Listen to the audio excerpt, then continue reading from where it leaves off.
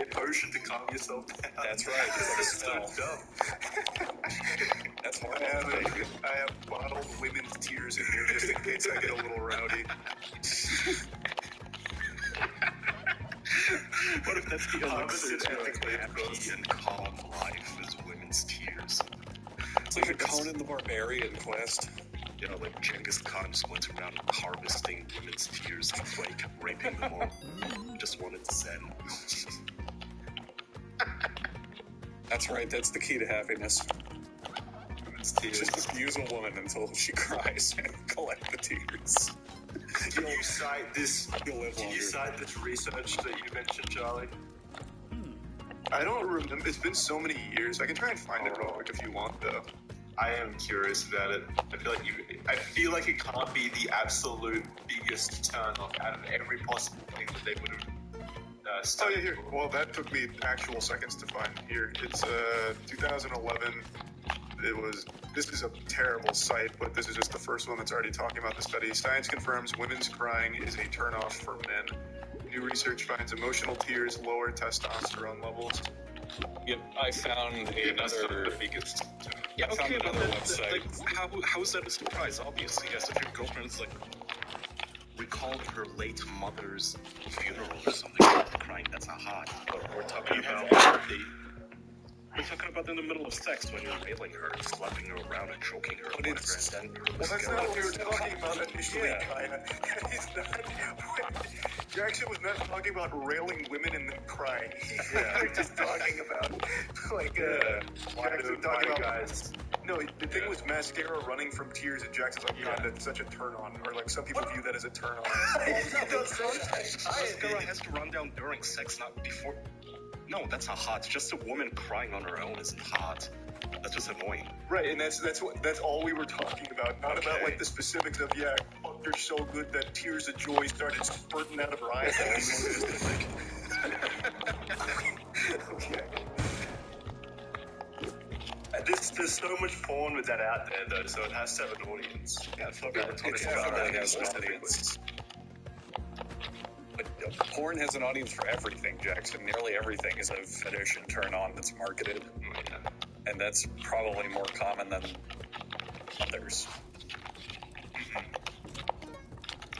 Alright, so now that we've determined that this is a turn off, what is the biggest turn off then? Poop. Probably not being attracted to me. Like, if the person that you're with doesn't actually like you, it's kind of a big turn off, I think. That's what I always think about, like, prostitution. Like, how do you fuck a prostitute, bro? This is a person who only is, like, the only reason this woman isn't saying no is because she's too poor to say no. Like, she doesn't actually want to have sex with you. That's weird to me. It's like, it's not rape, but it's just kind of still technically having sex with someone who does not want to have sex with you. And I don't think I could do that. I want to be desired. I think that's the answer. I think the biggest turnoff most universally is if you see someone who you're not attracted to. So it's a boring answer, but you can go down the list saying like, oh, if they shit themselves, it's like nothing's going to even start sexually. I think I could still convince myself maybe that there's something to be attracted about and get worked up. Okay. To push through that. But then, like, if I receive, like, again, I'm going to use a good example. If I receive a call and, like, my mom's just tired of me, I think that's just going to be an overall complete downer. Nothing be able to, like, push me through that. Do you believe that, okay, so if you're in the scenario where you have two ladies that you have to fuck, or not even, you have a man and a lady, and the first one is like a 0 out of 10 man, he is the polar opposite of what you find attractive in your personal preferences, the exact opposite. He is, because he's not a woman. Well, I can imagine more than that. Like, if he likes skinny ladies, he's a fat man. If you like, you know what I'm saying? And then, on the other hand, What? you find out just before fucking her that you're all done. Do you think it would be more difficult to find that super attractive woman at that time than to ever fuck that man? I just don't know my head. Yeah, that's confusing. But I think it would always be easier. Right. So that's I can argument over it.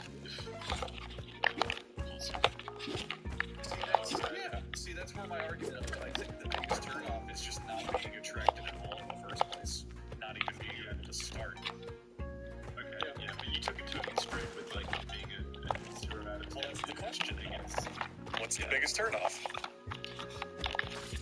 yeah. Go ahead. Get fucked. I win. It's over. Unless anyone else has any other arguments. Because there was a topic I wanted to bring up. Can we finally talk about Justin Roiland shit? Yeah. Yes. We're talking about it, and there's a lot to talk about. We did talk about, I think we talked about, like, his cringy texts. But did we not on the show? Yeah. There's a lot to talk about, and I am shocked that we have not brought that up on an episode at all. Well, it was all developing.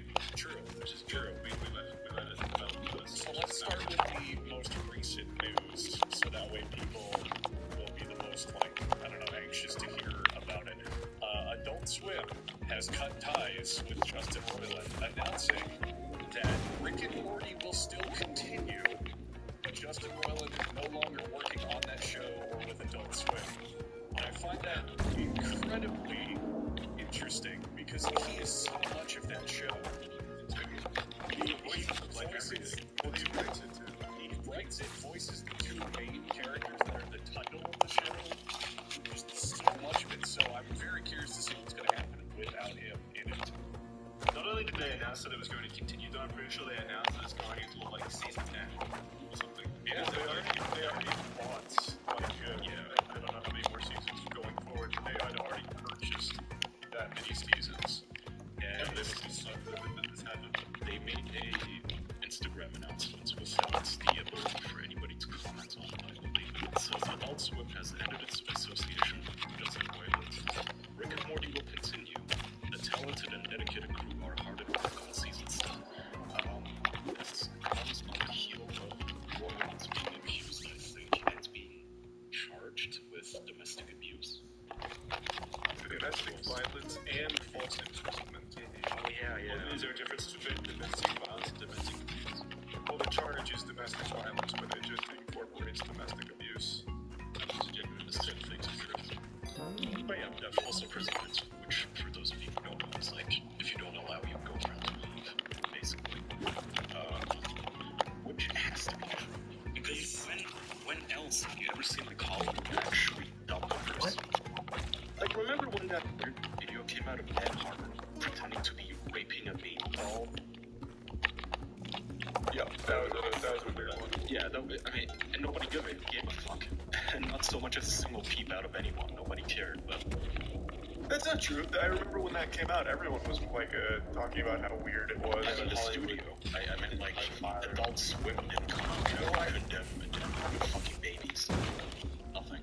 Well, I also don't think they need to. It was just a really shittily done skit. Like, I don't think he should be fired over it. It's kind of the same I didn't say they need to cancel him for that. I'm just saying, comparatively, this means that there is something to the story.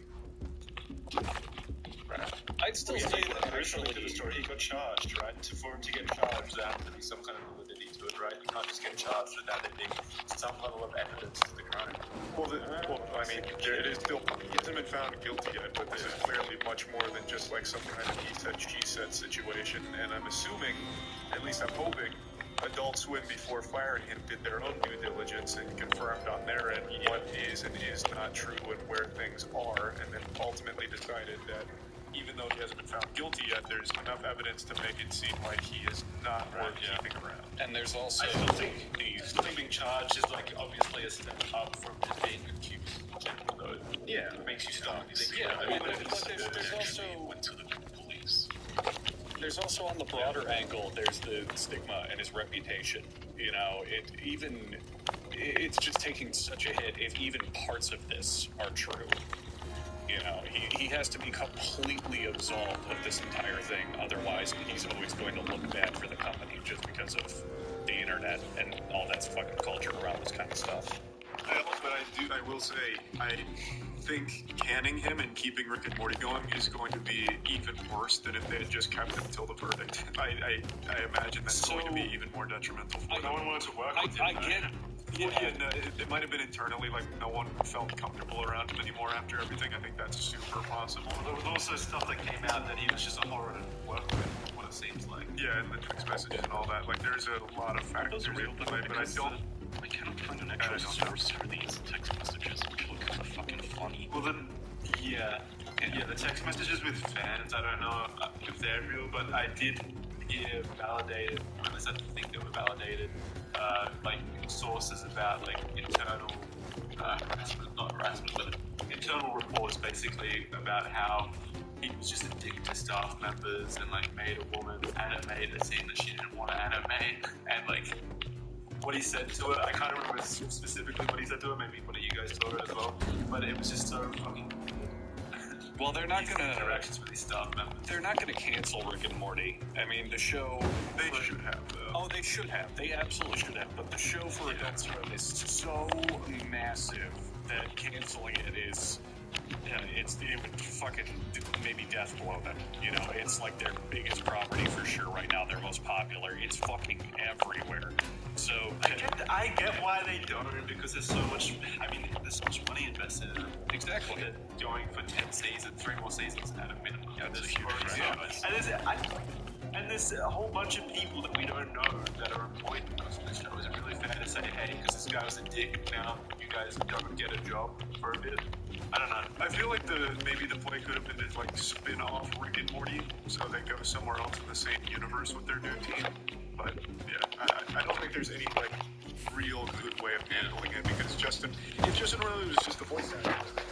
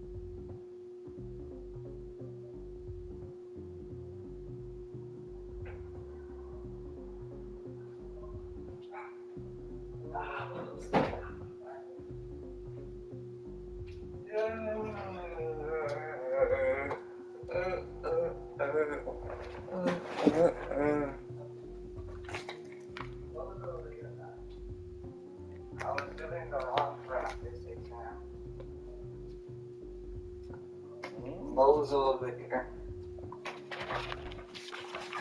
Who's studying the wrong exam? Still going at it. Let me try. Let me get one run actually. Just This nice skip here. Yeah, my last step. What is that? get one more. Thanks.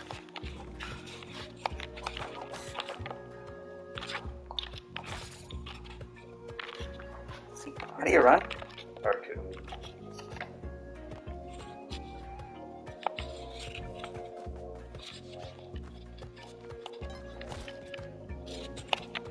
See, there are the iframes.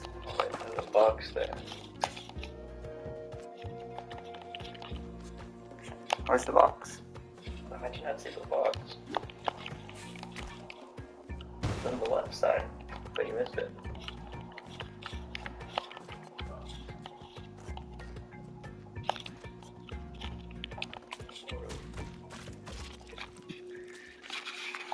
How's the run?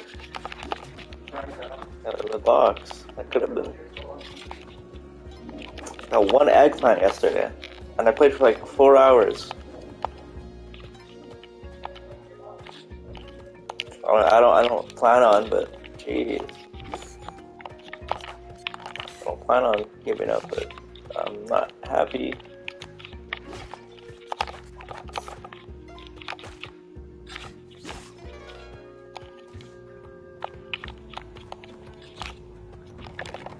There we go. But he did like everything. Like everything. Well, I don't want to go that far. Like, he was definitely involved with everything, but there's still a full writer for Rick and Morty as far as I know. And, like, a lot more people than just him contribute. Like, Are you sure? Because I'm pretty sure It's it's very- someone it's very- throwing the darts at a board that just says the words, oh, geez, and incest on it.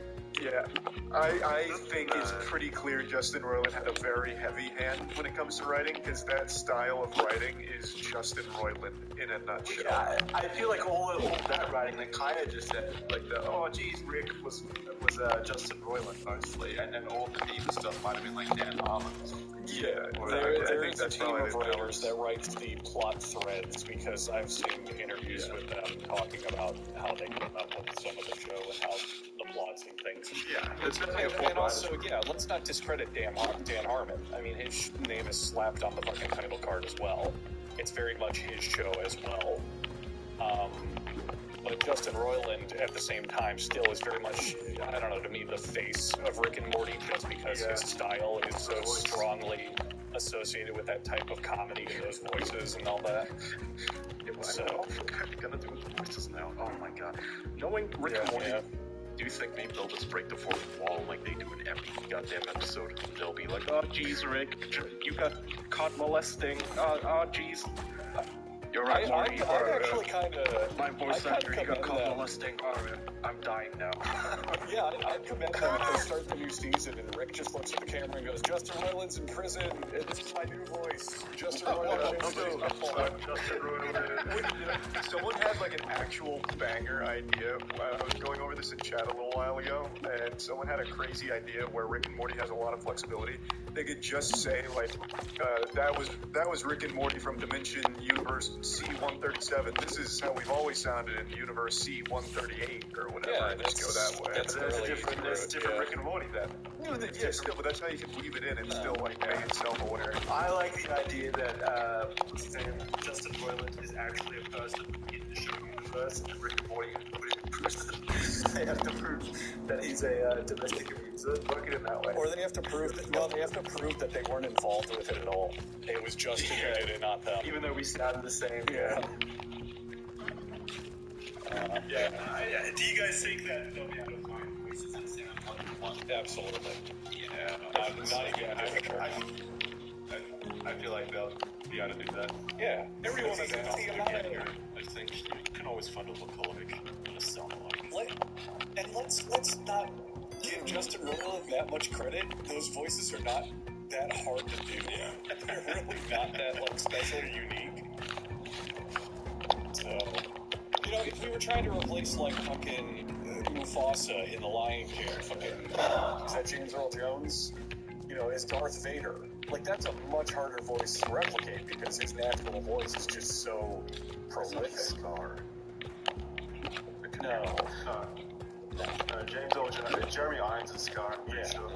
But with Rick and Morty, it's just Justin Roiland's voice, pretty much just Justin Roiland with a minor tweak to it. So he's probably going to find something very high.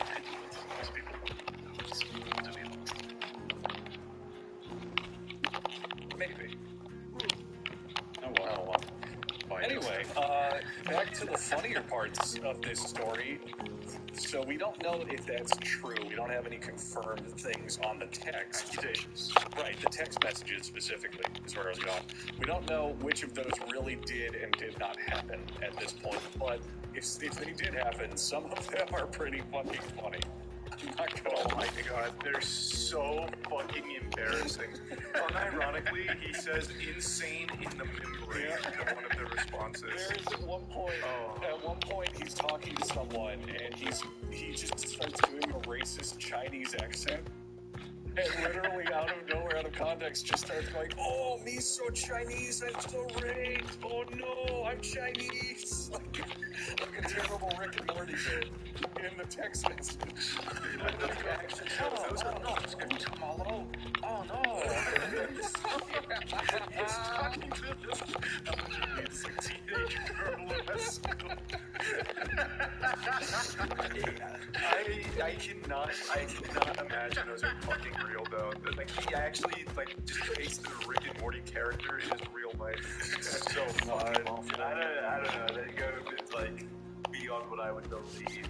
I understand if his sense of humor is the same, like he makes the same kind of jokes of the show, but this is him acting like he's just writing for the show one-to-one in his daily life. He comes across as insane in the memory. He comes across as like he's on drugs. There was another one where he was talking to someone and he was like, "Are you gonna get a cool tattoo of Rick and Morty licking your boobs?" Well, if they are made up, it's pretty funny. They should hire whoever made these up for the show as a new writer instead of Justin. God damn it. This one. Why? This was to like a 16-year-old, I think. Why are you such jailbait? What's wrong with you in that regard? You should grow older, you dumb bitch. What the fuck? Yeah, no, those get wild.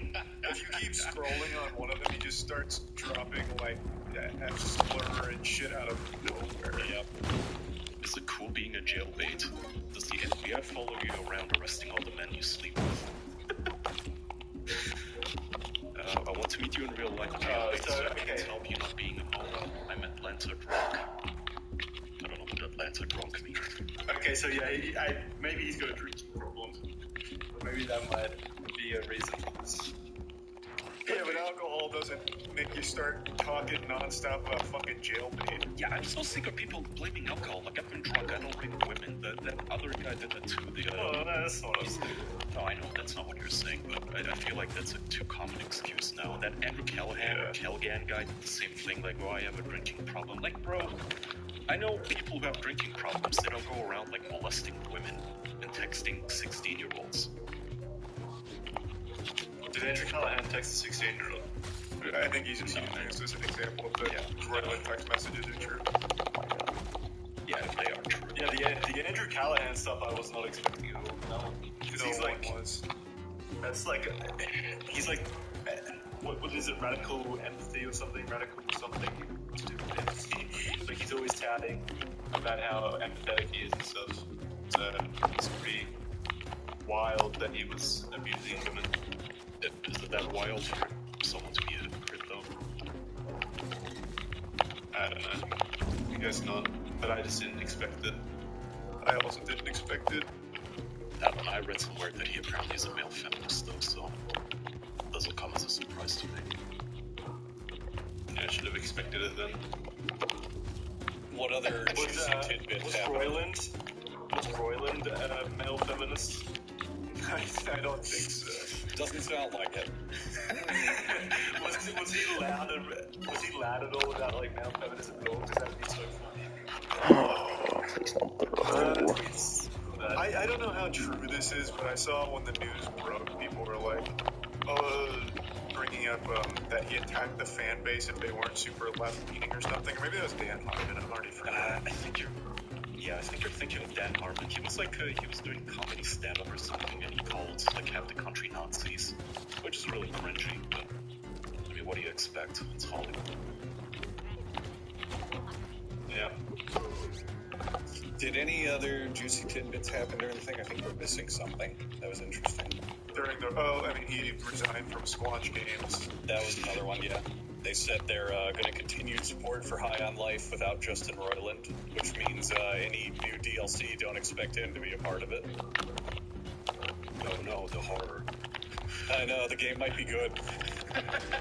Yeah, no, I certainly wouldn't go that far. True. People like the game. People love the game. Yeah, no, it's very popular. I personally couldn't stand it. The gameplay was fine, the universe was cool and creative, but I could not stand the writing. It was just not for me. I think there is a lot of people getting mad at some game writing lately. What's the other one? Well, the writing's getting so fucking bad. Forspoken is the one you're saying. Yeah. Are you going to talk about that? Where she's like, I just moved something with my mind. I'm playing it right now. Extend that dialogue across the entire fucking game. It's actually unreal. You got the Model T dialogue there. And it was like so you're noticing it's like it's all triple A. It's $1 billion dialogue. It's what appeals to us. That's what everyone hates. Everyone hates it though, from what I've seen. It's also just like really weird that this trend is continuing where they make the main character as unlikable as possible. Yeah, it's like the main character is so fucking everybody in the game. For no reason. That character archetype is like unlikable. Someone's writing games, it seems. It really feels like right now most of the writers have this deep-seated, like, insecurity might be the wrong word, but this deep-seated anger, and they just take it out on the character. It's not that makes sense. I think they vicariously through the characters that they think that like being snarky. It's not being snarky, though.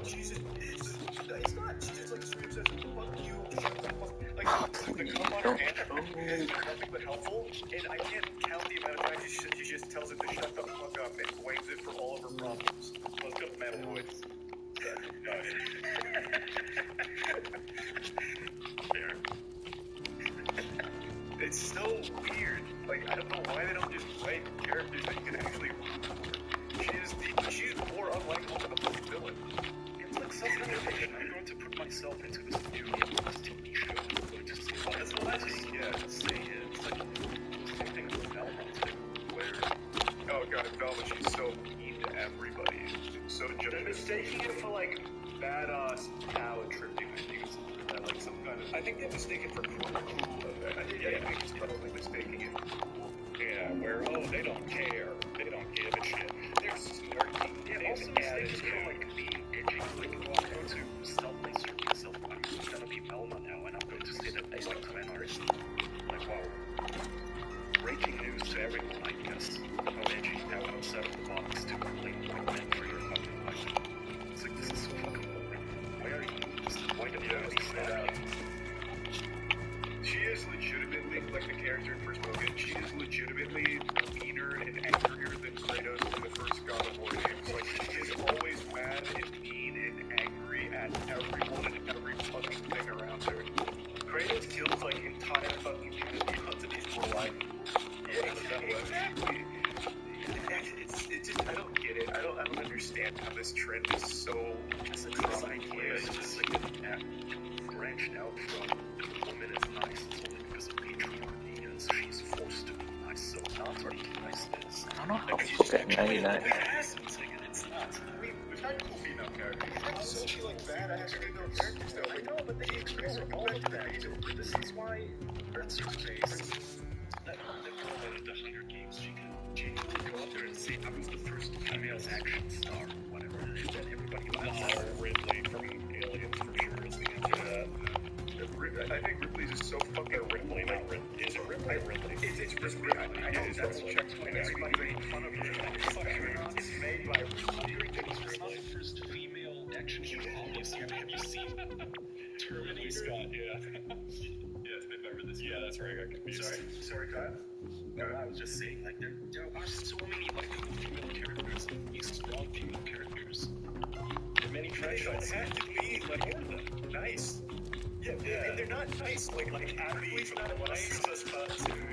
Oh my god, why?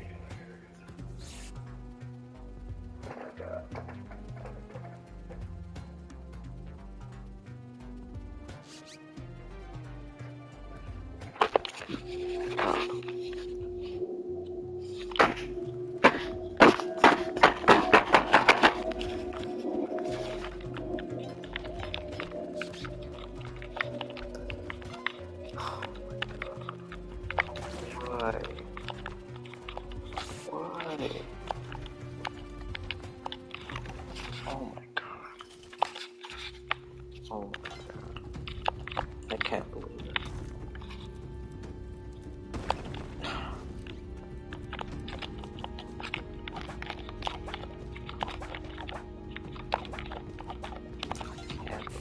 Come on, shaking.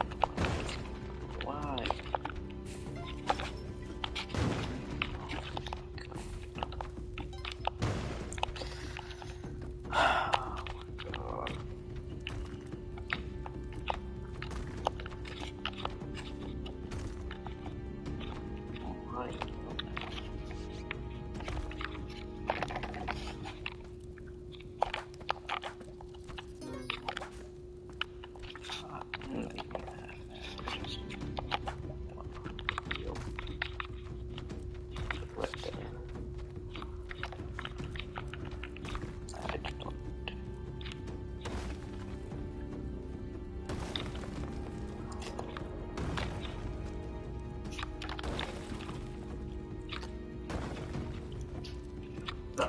So,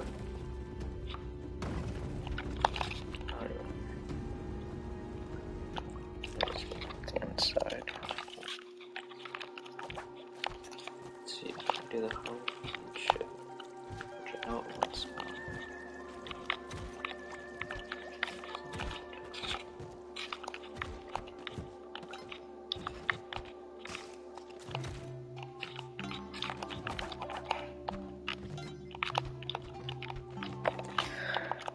Let's see, can we open it, please? No, it won't.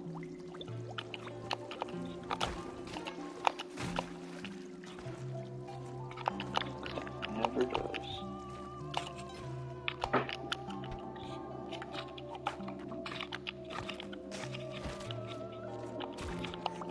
Never does.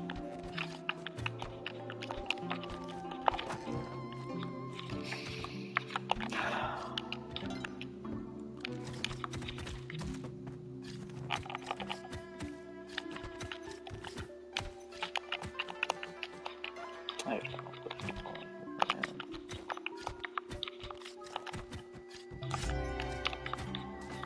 don't know.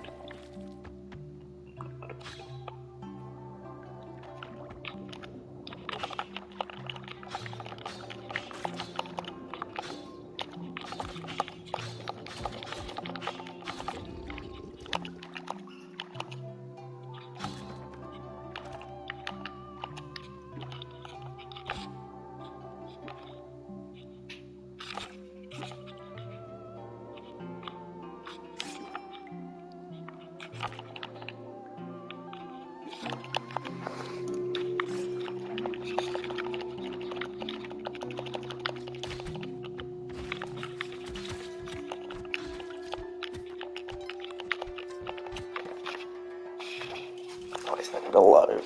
That's great.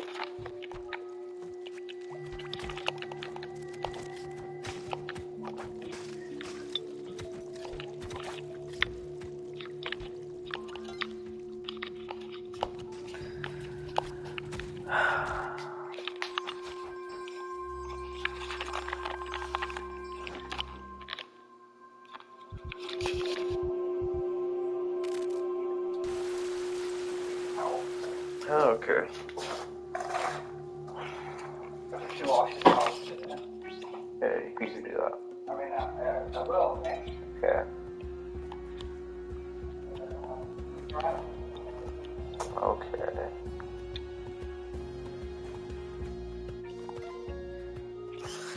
Oh, let's see. How long will it take for me to get up?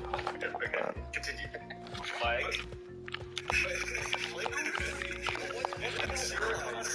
What they don't realize is that a strong female character doesn't have to be strong because she's female, or her strength doesn't have to be from, look, I'm doing this, and I'm a woman. Isn't that crazy?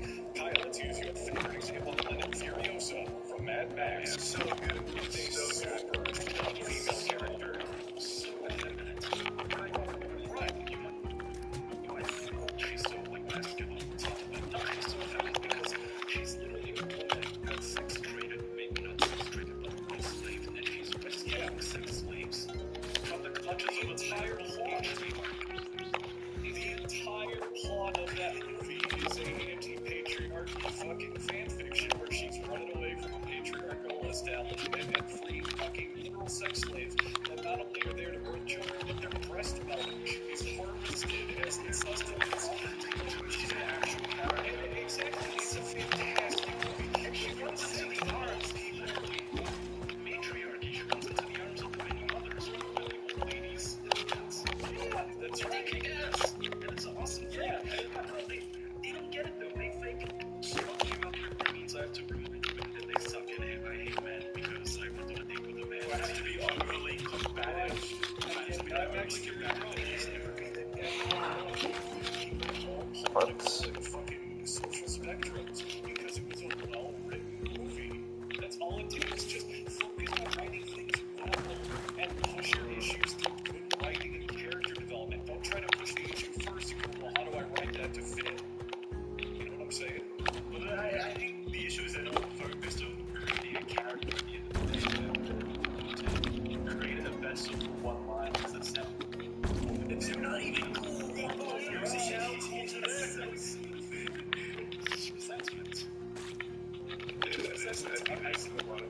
I got the skate. No, I'm going to say, fuck you, white man. Finally, I get to say it. That's all there is to it. They get off on putting that on.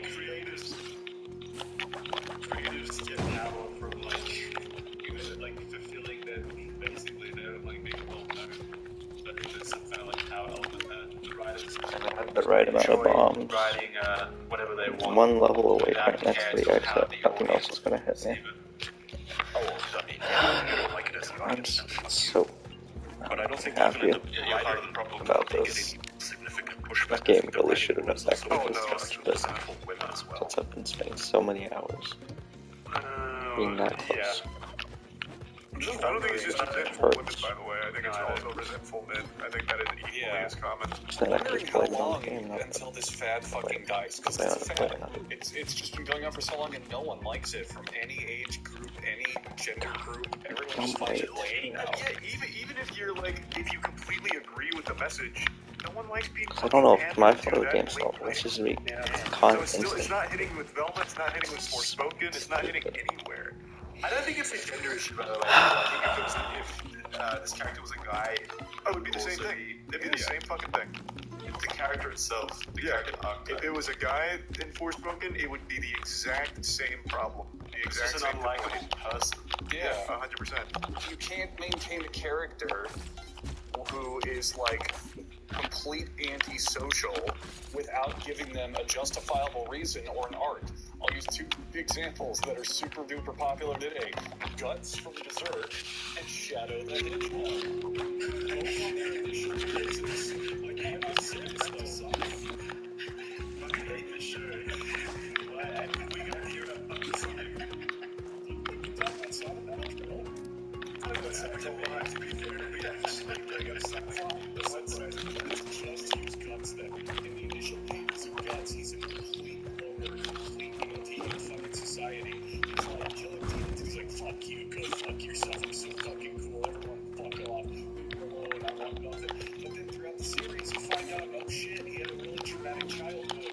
And a whole bunch of horrible things happened to him. And he used to have a group of friends. And he has like all these problems and all this shit. So dies, and he learns, and he grows, and he starts accepting friends, and he starts becoming an actual, like, reputable human being.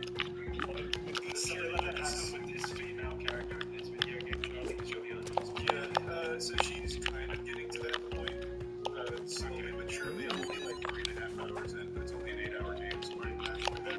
She's like warming up. Yeah, but it's not making her character that much better. It's just I can see where they want it to go. I don't know if they'll successfully get there, but it's just not a really compelling journey. Like, we'll stick to this, I guess. Guts, you do kind of root for from the start because he's just actually doing something net positive where he's killing demons and stuff, and he is, even in Volume 1, like he, tries to save this girl from like a terrible fate that's about to befall them, and then he kills a bunch of things. Like, he's not a character you don't like. Like, you don't actively dislike him. He's just a morally ambiguous one who is kind of an asshole as well. Does he still have the same? Does he still have this?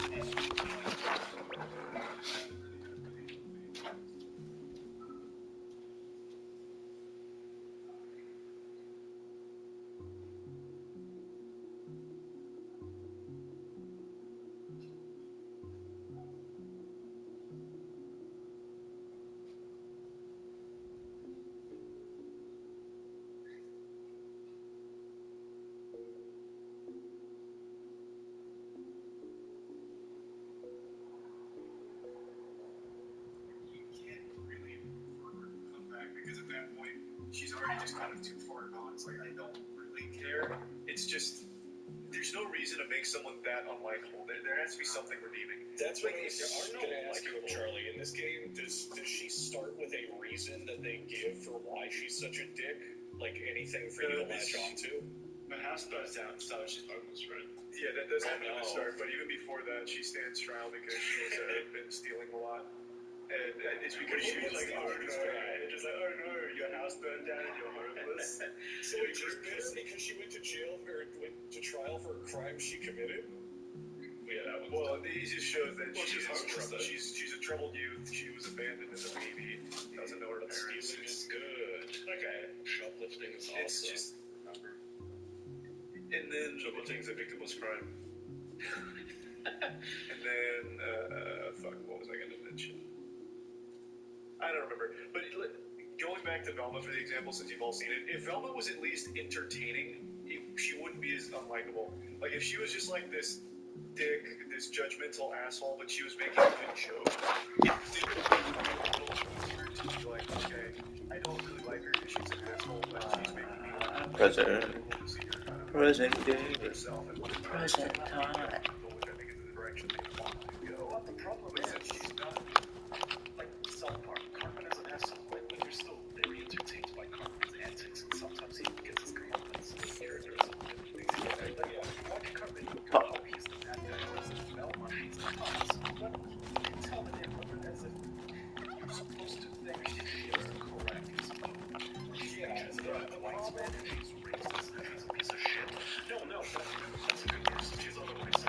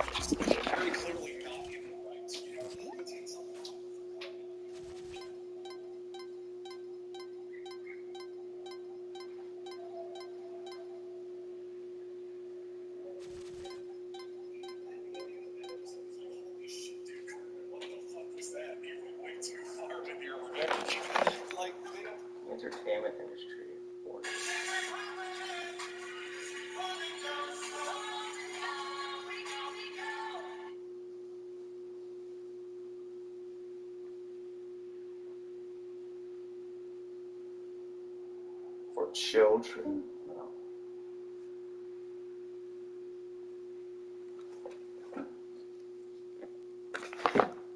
Like one guy. You're getting one guy to solve it.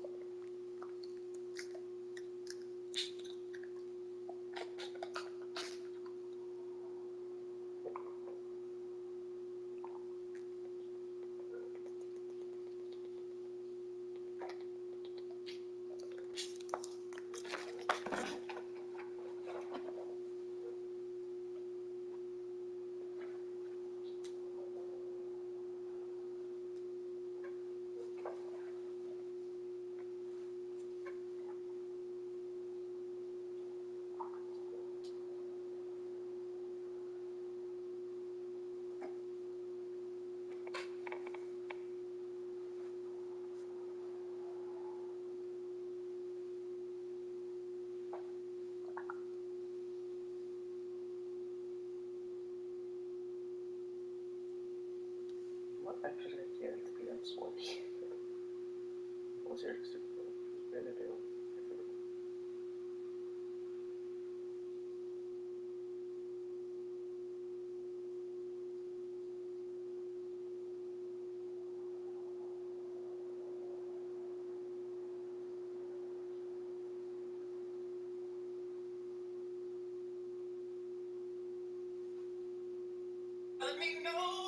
Selfie next to a tree. Our image is everything. If you pay attention, you'll see lines we can go to maintain this. Virtually everything you do is in anticipation of how someone else is going to react.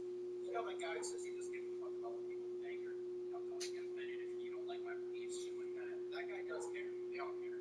He just wants people to think that he has a personality too.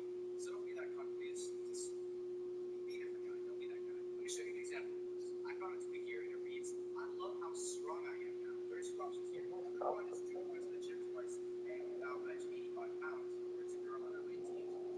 I prefer the latter. I'll go with the latter. And yes, I was right. From the selfie foundation.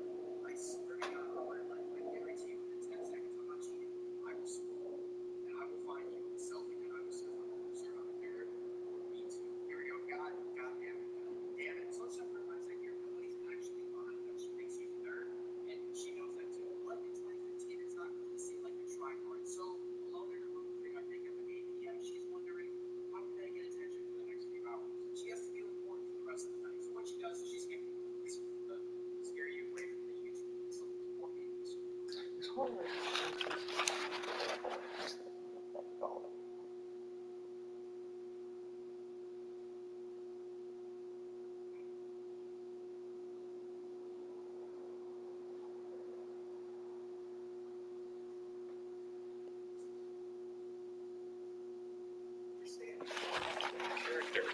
You know, Stan and Kyle, more malleable, more relatable characters, have to be the main character, because then you have a vessel through which Cartman's actions can be judged.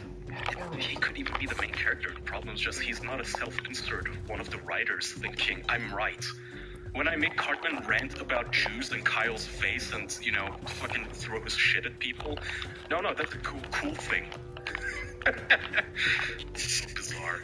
See, yeah, if you want to talk self-insert, which for Velma is very much the case, Stan and Kyle are self-inserts for Matt and Trey, because they are often the voices of reason for the episode, the ones who pipe in at the end with, they literally even like made fun of themselves for a while, where they end every episode with, you know, I learned something today, and then they launch into a fucking spiel of what the point of the episode is. See, Cartman can't do that. Couple of Velma at the end of Velma, actually, turned to the camera and said, I learned something today. I shouldn't blame white men for all of my problems, because sometimes I fuck up too. And they're not this boogeyman that control my life. No. Yeah, I don't think that makes it more entertaining. It'd just be nice to have, like, self-awareness. Yeah. I also... Such a shitty show. It's pretty stinky. It is. But you're still watching it? I haven't watched the last 2 episodes, but I will. I plan on it. How do I believe it? I don't think you will. What else? Oh, okay. Well, I'm gonna watch them today. Fuck you guys. Ooh. Yeah, I don't think he will. He'll never watch it. You know, Charlie, I think you will. Thank you, Andrew. I'll watch it tomorrow now. Okay, no rush. I wanted to give you a break. I want to read this tweet about Forspoken, because some guy who's doing this toy face in his profile picture says, I'm inches from pulling the trigger on Forspoken at $70. Part of it is the good stuff I'm hearing from people who are playing it, and the fact I did enjoy the demo. The other part is I want to buy it to spite the assholes who clearly don't like women, black people, or PlayStation. Is that a David Jaffe? I fucking love that he casually puts women and black people on the same level as PlayStation. Like, if you don't like PlayStation, you're racist. That's David Jaffe, isn't it? Yes, it is. I don't know who that is, though. No, Yeah. wait, no, is it really? The God of War guy, right? God of War director, yeah. But I think he was the first God of War, not the most recent ones. Yeah. God, I can't believe that fucking guy created such an iconic franchise. Many such cases. It's so weird. I mean, it's new behavior, I think, in the last 10 years. It is. I think the reason a lot of people adopted, him, they must have some kind of skeletons in their closet that they're trying desperately to atone for in some way. Oh, yeah, for sure. Or they're just people pleasers. They think that this is the most popular viewpoint currently, so they parrot it. I don't even think that's the case for It's him. the safe opinion. What Ozpats did. It's the safe, most anodyne opinion, and also, it's like the Bill Burr bits where he goes, what the fuck is a male feminist? Like, you're hiding something, aren't you? You did something. You grabbed a boob, or you molested a sleeping lady, and now you're overcorrecting because you don't want anybody calling you out. What do they think? In that situation, what do they think is going to happen when they do get called out, though? They're just going to go, well, actually, I'm a male feminist. It's their armor, yeah. Well, you can't criticize me because I identify as a male feminist. Plus 10 male feminism. Back at you. No reverse. Actually, you're the sexist woman I molested. I don't know. Or is it... Okay, so if it's... Maybe it's not like a course correction or whatever. Maybe it's not a plate of armor to protect from previous events. Maybe it's like a license to grab some titty now. Maybe it's like the way into women's pants. And It is crazy how shit comes full circle sometimes since we've been doing this for so long. I remember we used to say that. What was the expression? Not every rapist is a male feminist, but every male feminist is a rapist or some shit like that. Yeah. There was this huge flood for quite some time. I don't know if you remember, where a lot of people that were male feminists were revealed to actually be predators who used it as a way of getting close to women and taking advantage of them. I 100% believe that. There's a lot of gross men out there. There's a reason this is a cliche now. underhanded. Some stereotypes exist for a reason. I would not trust, I would tell my daughter to avoid a male feminist. I'd rather she just go out with an actual sexist man who, holds a door open and says, I pay for dinner because I'm a man. Rather than a male feminist. Fuck that. I don't want to get in a car with Andrew Callahan or Justin Roiland. Fuck that. Hey, she could just go out with someone who's neither.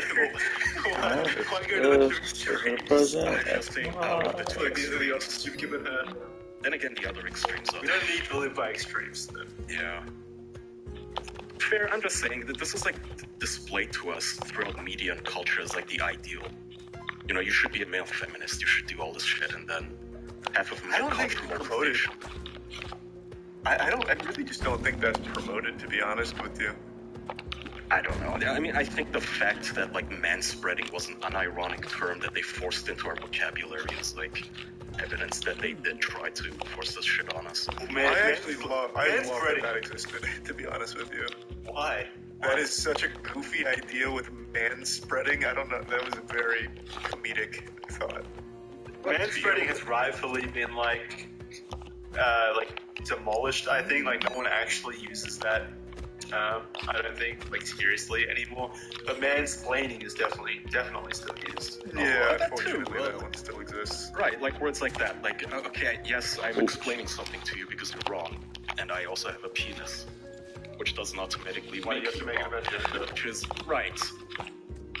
The kind of person who uses that term, if they happen to be a man, likely to be a rapist. Just saying. Stay away. Cretons.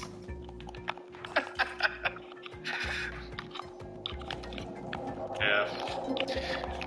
Very good topic, though, Andrew. I'm surprised we forgot to actually mention this. The whole Justin Roiland thing. Oh, yeah. Yeah, I was just reminiscing and thought, wait, we never actually brought that up on the show. Because you and I talked about it a little bit recently, but not on the show, so I'm To be fair, I think surprised the too. announcements that they fired him came after we recorded yesterday. It did, yeah, but even still, we never even talked about the first part. Yeah, the text messages were still out, and if they're, again, we're not confirming whether we know or not they're real, but even with that, they're still funny to make fun of. Oh, okay, Jackson, did you send them? Yeah, I'll stand by that. Oh my god. What were you thinking when you sent those? Did you try to capture the essence of Roiland? Yeah, I was acting. Lame. I'm getting ready to rehearse for Rick and Morty season 2. You were doing your famous racist Chinese impression that you do all the time. Yeah, Make us laugh. Why don't you do it right now on air? Go ahead. It's a crowd pleaser. Well, I don't know. No. I Go already ahead. did it In before.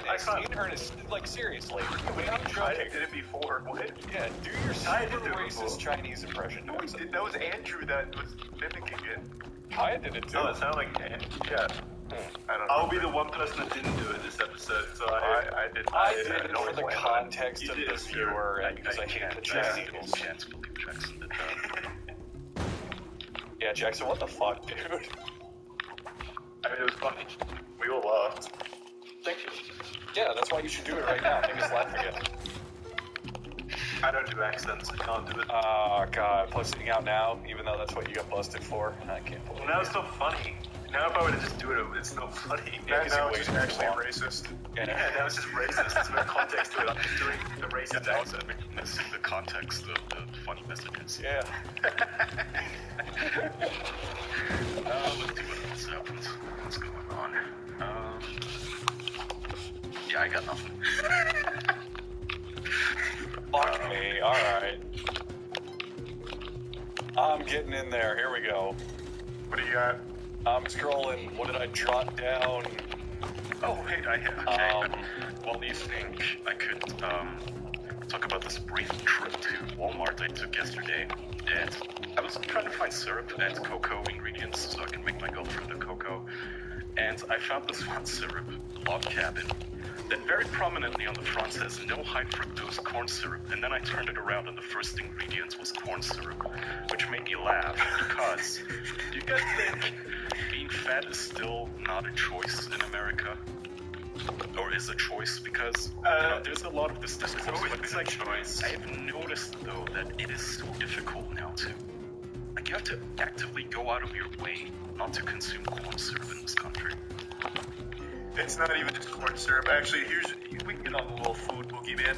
There's one I've been recently made aware of that I've been avoiding like the plague. I don't know how familiar you guys are with canola oil, but I was reading about and watching some stuff on canola we oil. talked about and this, how remember? absolutely A few bonuses ago, I told you, it's literally...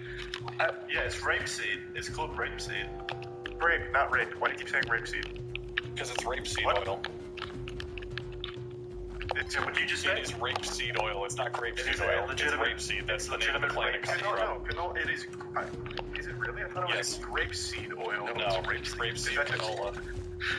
It's rapeseed. R-A-P. The bad word. Didn't know this? Oh, you're right.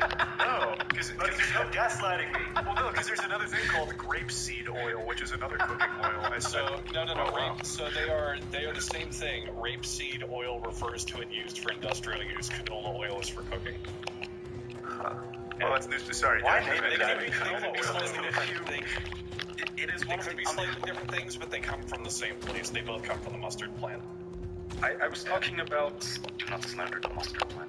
I was talking about how I was on YouTube and I looked up how it's made with canola oil. And the narrator lady Did my videos come up? Yeah, you watched the Andrew your videos. knows the original English lady accent, and she said it's one of the healthiest oils you can drink, blah blah blah. And then they show the process of how it's made, and it's like they put dye in it and they bleach it to make it look prettier to the consumer. And it's disgusting. It's basically a byproduct that apparently to look prettier. Yeah. To make it prettier for the consumer. To make it look brighter. Why does it? It's food. Well, it does matter, like 100%, Jackson. Like, look at the cooking sauce, one of the big things people always criticize it for, myself included, is the color of it, because the color is different from bottle to bottle. So if it's healthy, if it's healthier, then I don't care what color. Are you like so? Do you know why food dye exists? Well, yeah, I know why. I'm just saying, like, I genuinely don't care about color. Well, yeah, but that's I don't know why that's like marketing matters. It's the biggest industry on the planet. It's marketing. That's why. Well, we should try to change that. I think. Yeah, maybe. Anyway, what was I saying? Canola oil, though, it literally it was like invented as a byproduct because somebody was trying to make cheaper soap. And then they figured, we can also use this as oil now and sell it to the masses. We can eat soap. Anyway, I didn't mean to hog the topic, Charlie.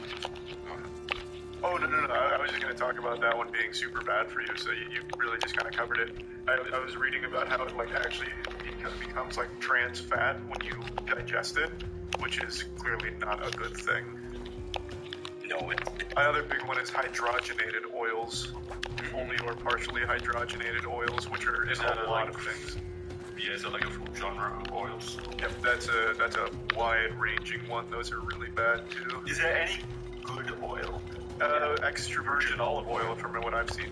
Yeah, from what I've seen. Why not regular olive oil? I'm sure regular olive oil is probably fine too, but I know the big one is extra virgin is Cold press one specifically because it's not. They press it literally cold, basically, without boiling anything. So does the extra virgin mean that there's like nothing added to the olive oil? It's just It refers to the pressing process. Extra virgin, I believe, means it's the first time it's pressed, and then everything after that is additional. It's already in the cells.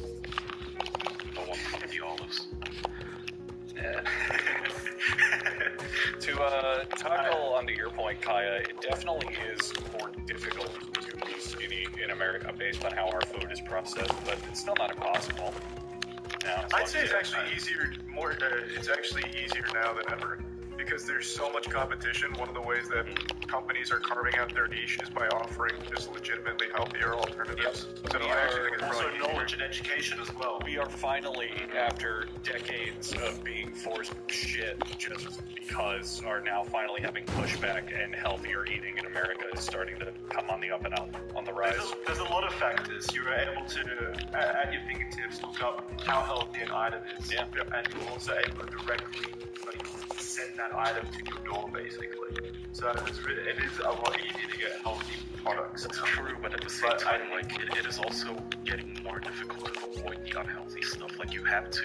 My point was more so you have to now go out of your way. Like, I need to check the back of 10 different syrups to find one that doesn't have cancer in it. You know, that's the kind of stuff I can't just grab one off the shelf absent-mindedly.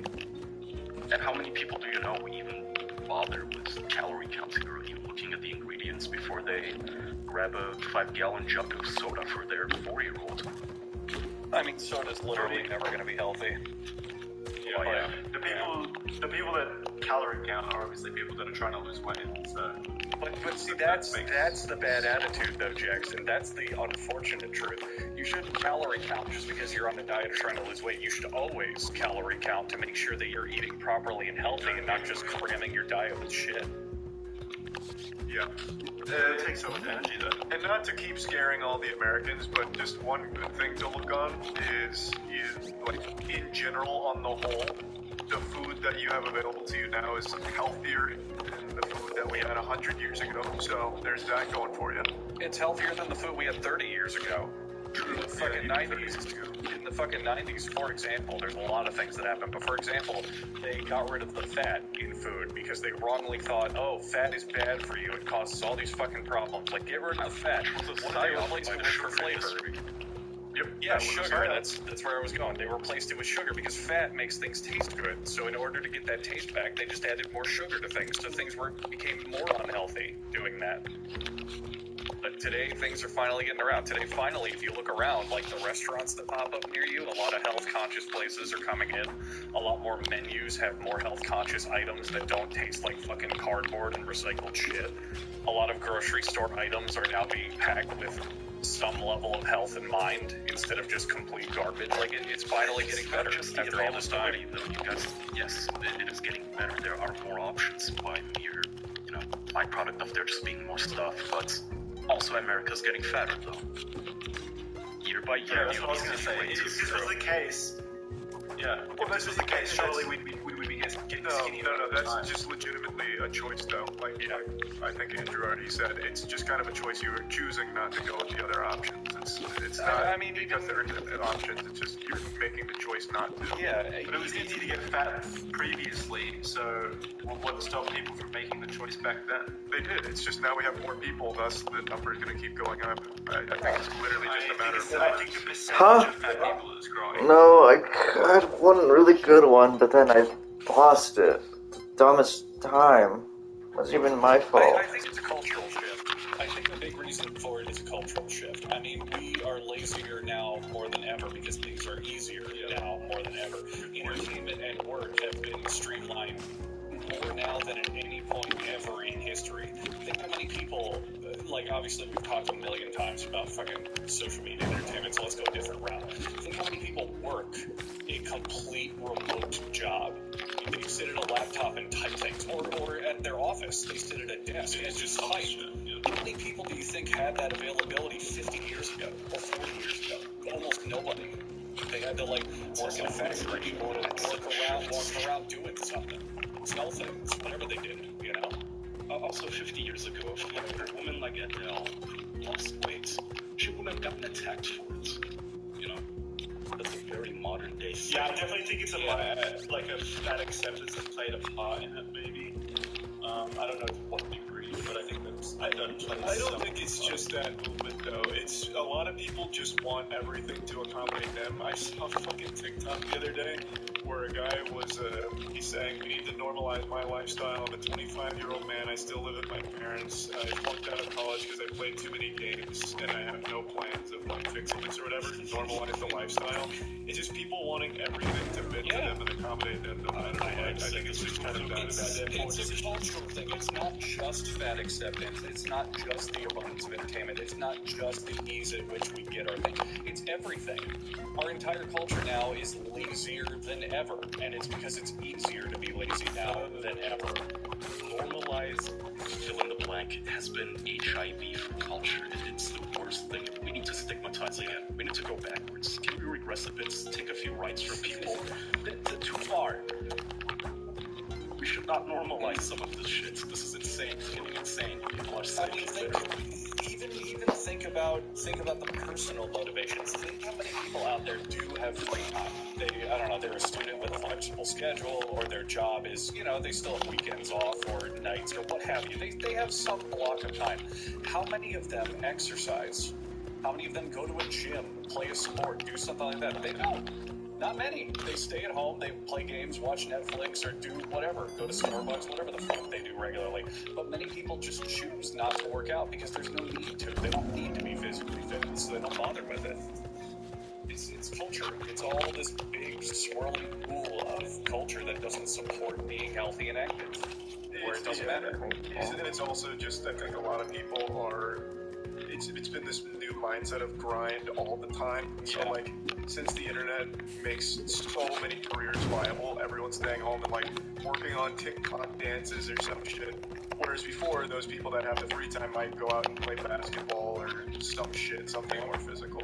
Yeah, everyone wants to... I don't know if that plays a massive part. I think it does, because everyone in this day and age wants to... Grind, but literally just the grind to survive thing. Yeah, everyone wants to make money.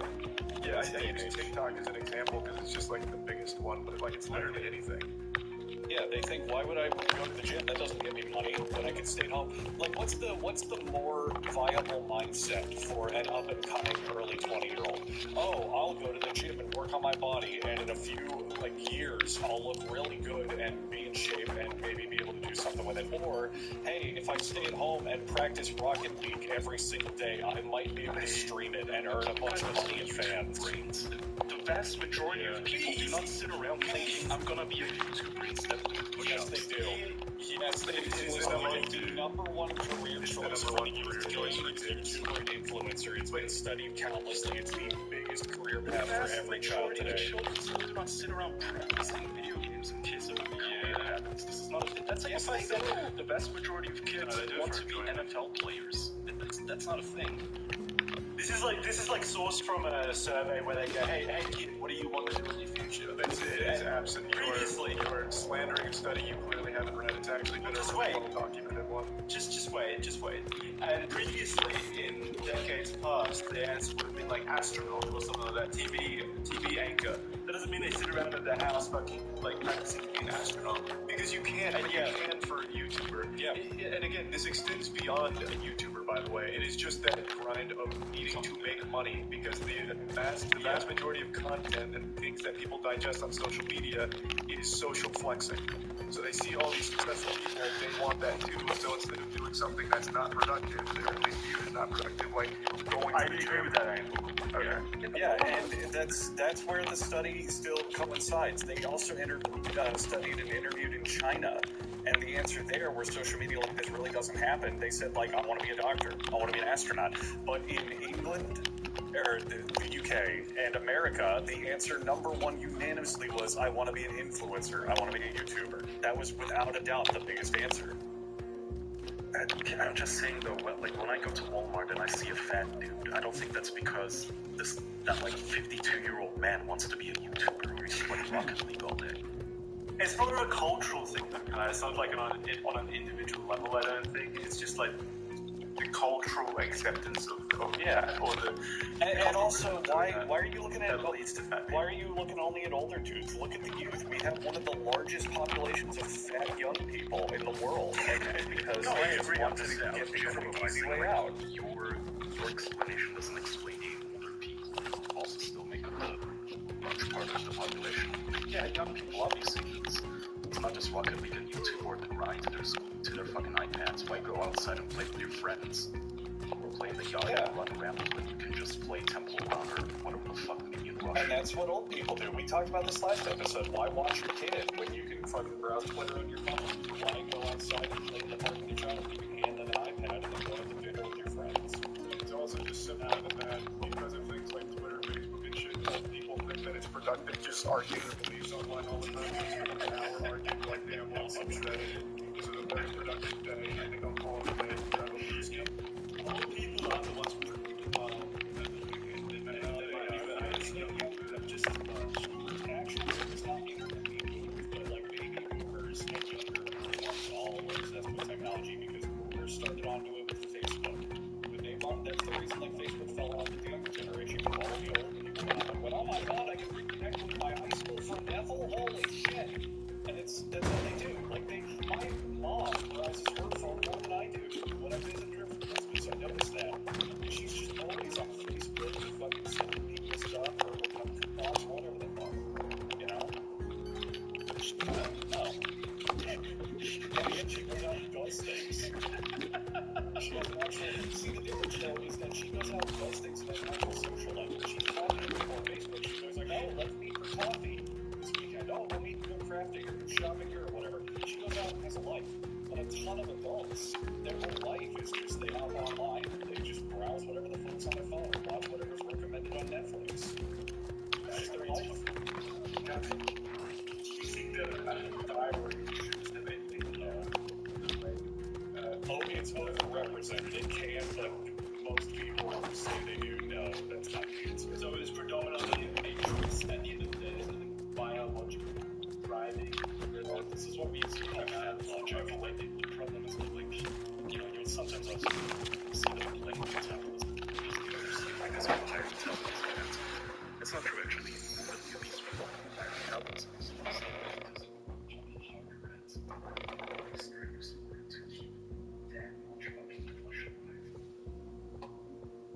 so no, it's a call.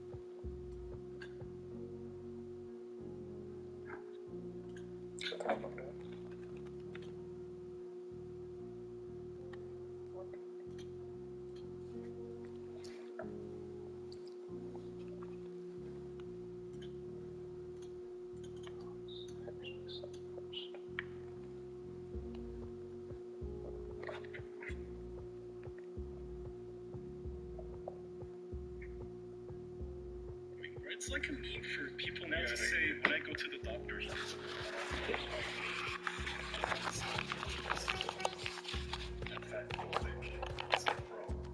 It's an island. I agree with that shade. It is because I know it's it's just going to take evidence. It's just going to get rolled with that acceptance. It's going to like run ammunition. Whereas I think other more measured approaches, like educated approaches, will really like option for society as a whole.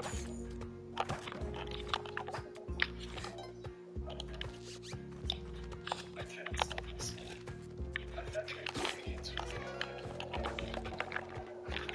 That is such a like unique case. That is a ridiculous case. I think that's worth it. Yes, I think this is good. You really clearly expressed themselves on that one. That's what Ricky said. Good job.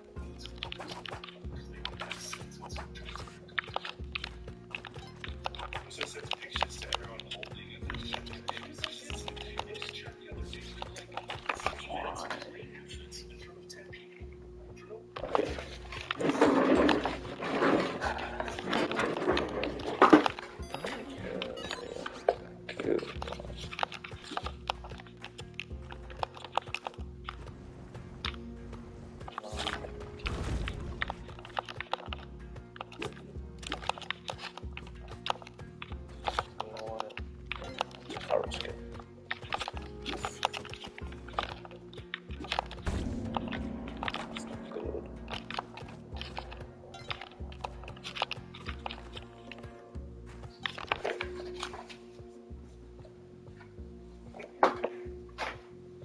It wasn't like drunk or anything. It's just really fun with a dildo. They are. Have you ever played with one? They're pretty fucking cool. They are pretty fun. Okay, I desperately have to leave. I have another thing at 1, so I have to go. Like now, you guys can keep going, but I'm gonna duck out. We'll wrap it anyway. But yeah, Andrew's going. Okay, goodbye everyone. I'm leaving. Bye. Bye, everyone. Thanks, everyone. Bye. All right, thanks guys for listening. We'll see you next time. Thanks. Bye. Bye. Don't eat corn syrup.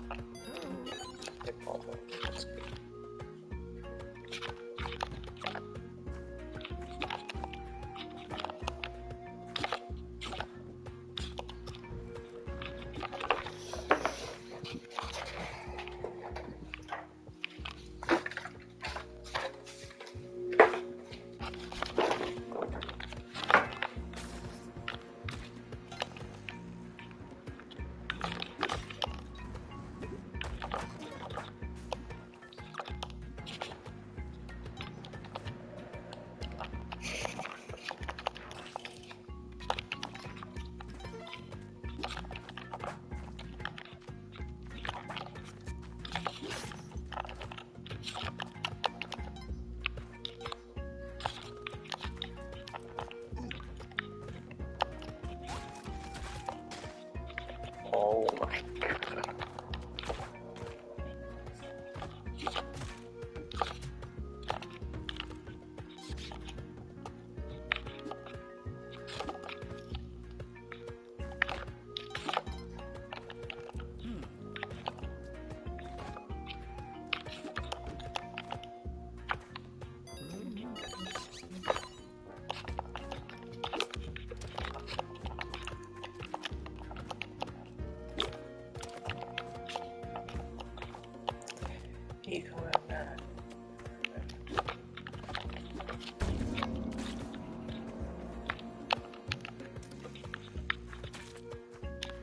like in there.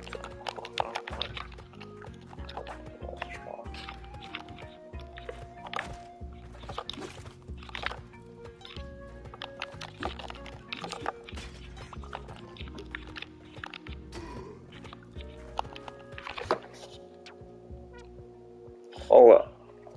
Baby, Yeah. cuando te dé hambre, mi amor, todo quedó en different tupper. El chorizo on the side in small tupper. Carne on a big tupper. Yuca blanca in small tupper. Yuca frita in a small tupper. Okay? Alright, you're just telling me where everything is. Yes, double Okay. check on the little tuppers. They all have like all the stuff for this. Para que te calenté. Okay? Okay. Yeah, you got it? You understand me? Okay. Yeah, I got it. Okay.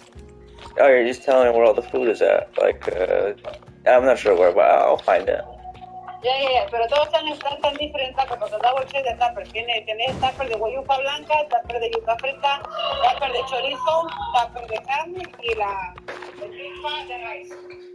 Alright. Okay? Okay. Ya no te va a salir el baby, amor. Que se acaso. Okay? Okay. Ya me voy. Alright, bye.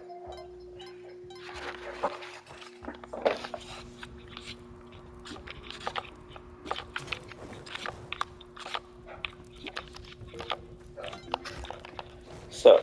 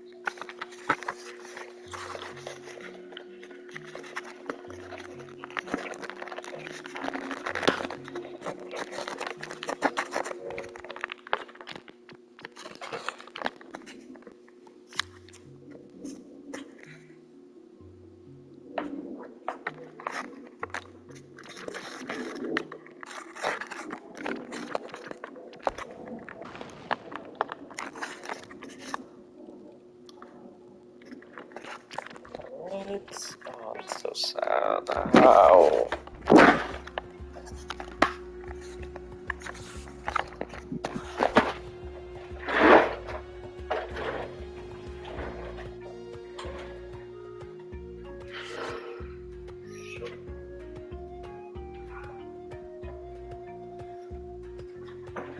So unfortunate. How the hell? I don't know. So we're gonna go around.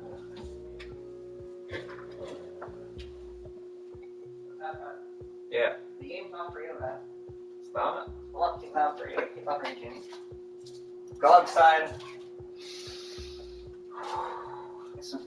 Doing math. I'm reading that math. Doggy.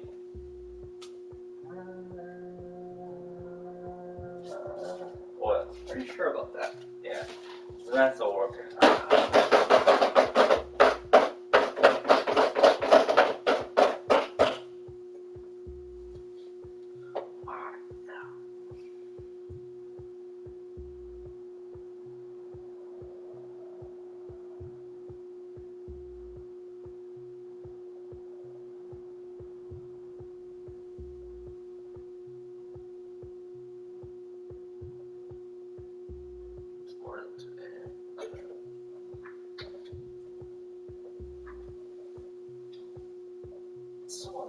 Oh my god, how did that happen?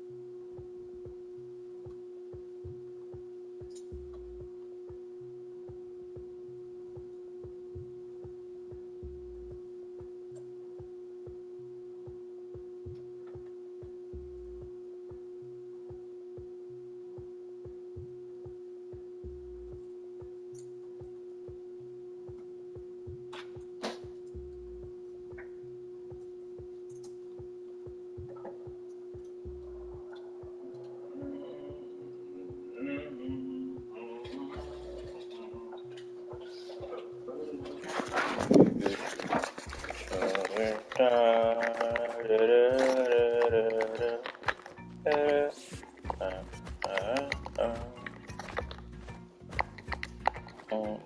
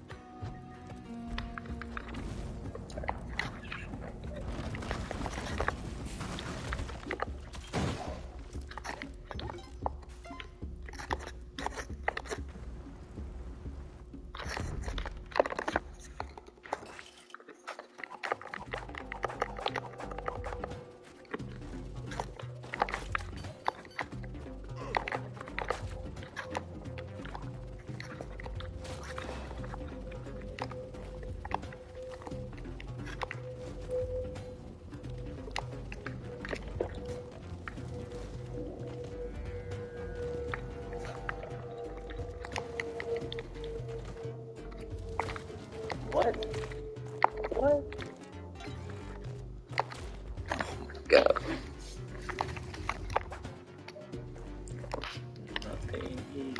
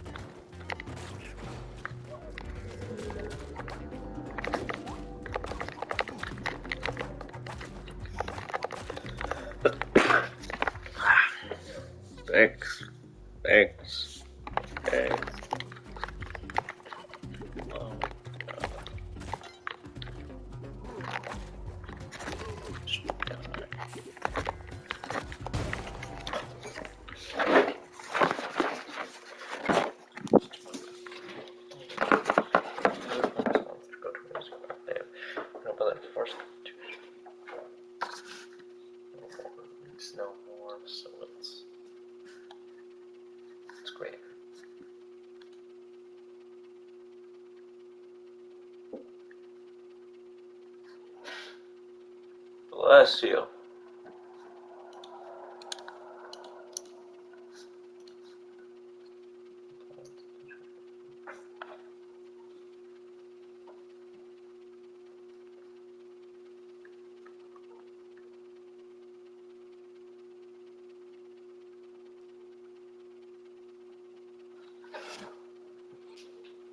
Let's rent a car.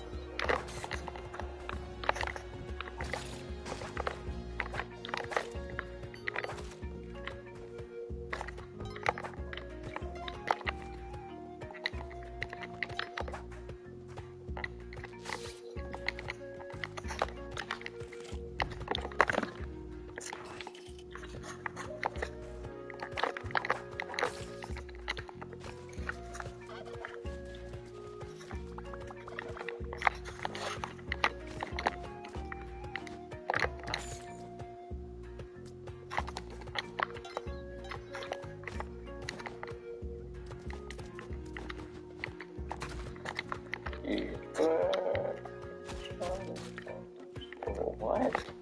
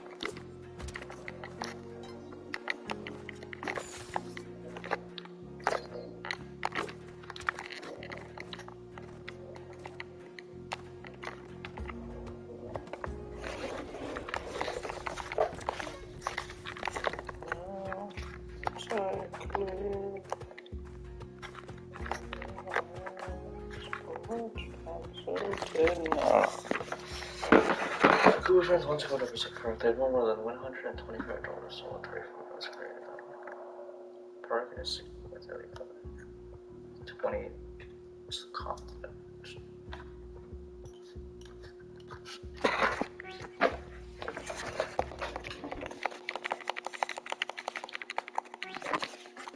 It's been an hour 41? No way.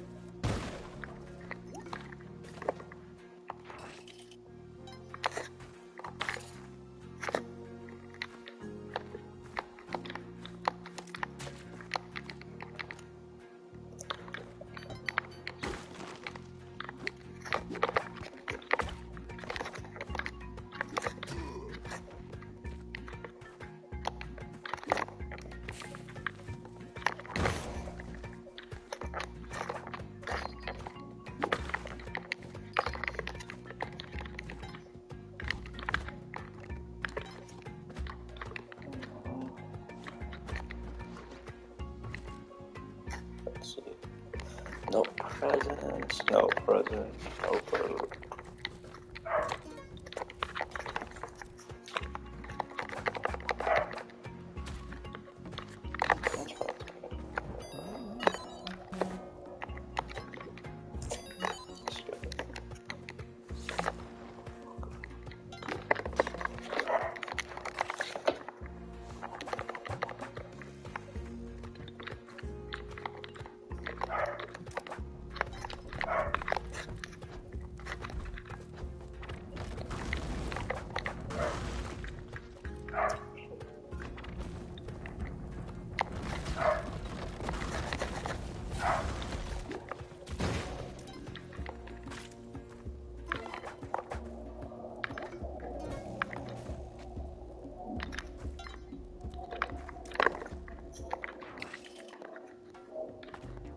Present.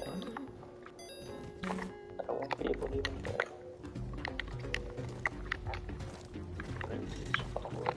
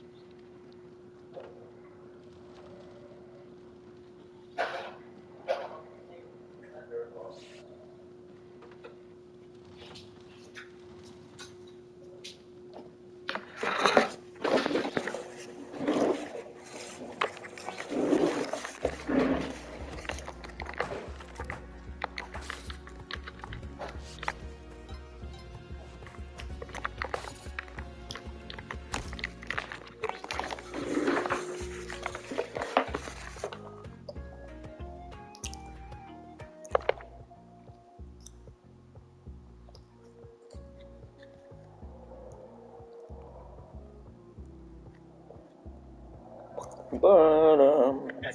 Powder. Okay. I'm not talking about a delicious banana cockroach smoothie. I'm asking Charlie if you eat a live cockroach. Alive. Like I said, I would definitely. So fear factor. Okay. You feel it wriggling around on your tongue. Yeah, but I feel like such a. I feel like such an alpha male. Like I hate you so fucking much. I'm literally eating you. Like you know. What's one more day of life when you have PTSD from that experience? I wouldn't have PTSD. I'd probably feel fear factor. Yeah, Jesus, you vagina. Yeah, I'd probably feel so fucking good after I ate the first one. Like, damn, that was cool. And then I just started doing it for the sport. What if you had to funnel them into your rectum, though? I wouldn't do that. That's too much. Yeah. Nile. I couldn't cockroach. Well, I couldn't cockroach. No, don't bring me into this. I want nothing to do with this. I'm if you would funnel cockroaches in your rectum, Nile. My asshole. If I got some kind of benefit, like, I don't know. What if a really cute hot girl you like gave you your son cheek? Okay. Yeah, go on. The girls are cockroaches? Oh, hell yeah. Put like 5 of them in my asshole. There you go. It's a skin suit made of thousands of cockroaches. Whenever she shakes your hand, it pulsates and writhes underneath. Don't cockroaches just never die though? So like, or is that just with the radiation thing? That's actually a myth. Cockroaches are resilient, but other smaller bugs are even more resilient, like grasshoppers. Oh no, I was gonna say, like, I was worried that Charlie, like, poor little innocent Charlie, after hitting the gym, he was a little like whey protein cockroach flavored shake, all the little cockroaches in there, and they're like still alive and it's good and shit. So. Oh well, no, you can't blend them. Still have their life, but if you pluck their heads and legs, they're still gonna be super good. Yeah. Do they regrow? If you give yourself a full like cockroach enema, never say that sentence again, please. Thank you. I don't want. I hate that. That's still crawling around inside. Oh, bro, please don't. Someone make some fan arts, please. Cockroach. Yeah, let's not. We don't even need the fan art, actually, Niall. There's a very popular, well, I guess not very popular, it's doing it a big justice there. There's a movement in Japan, I believe it was, that Jackson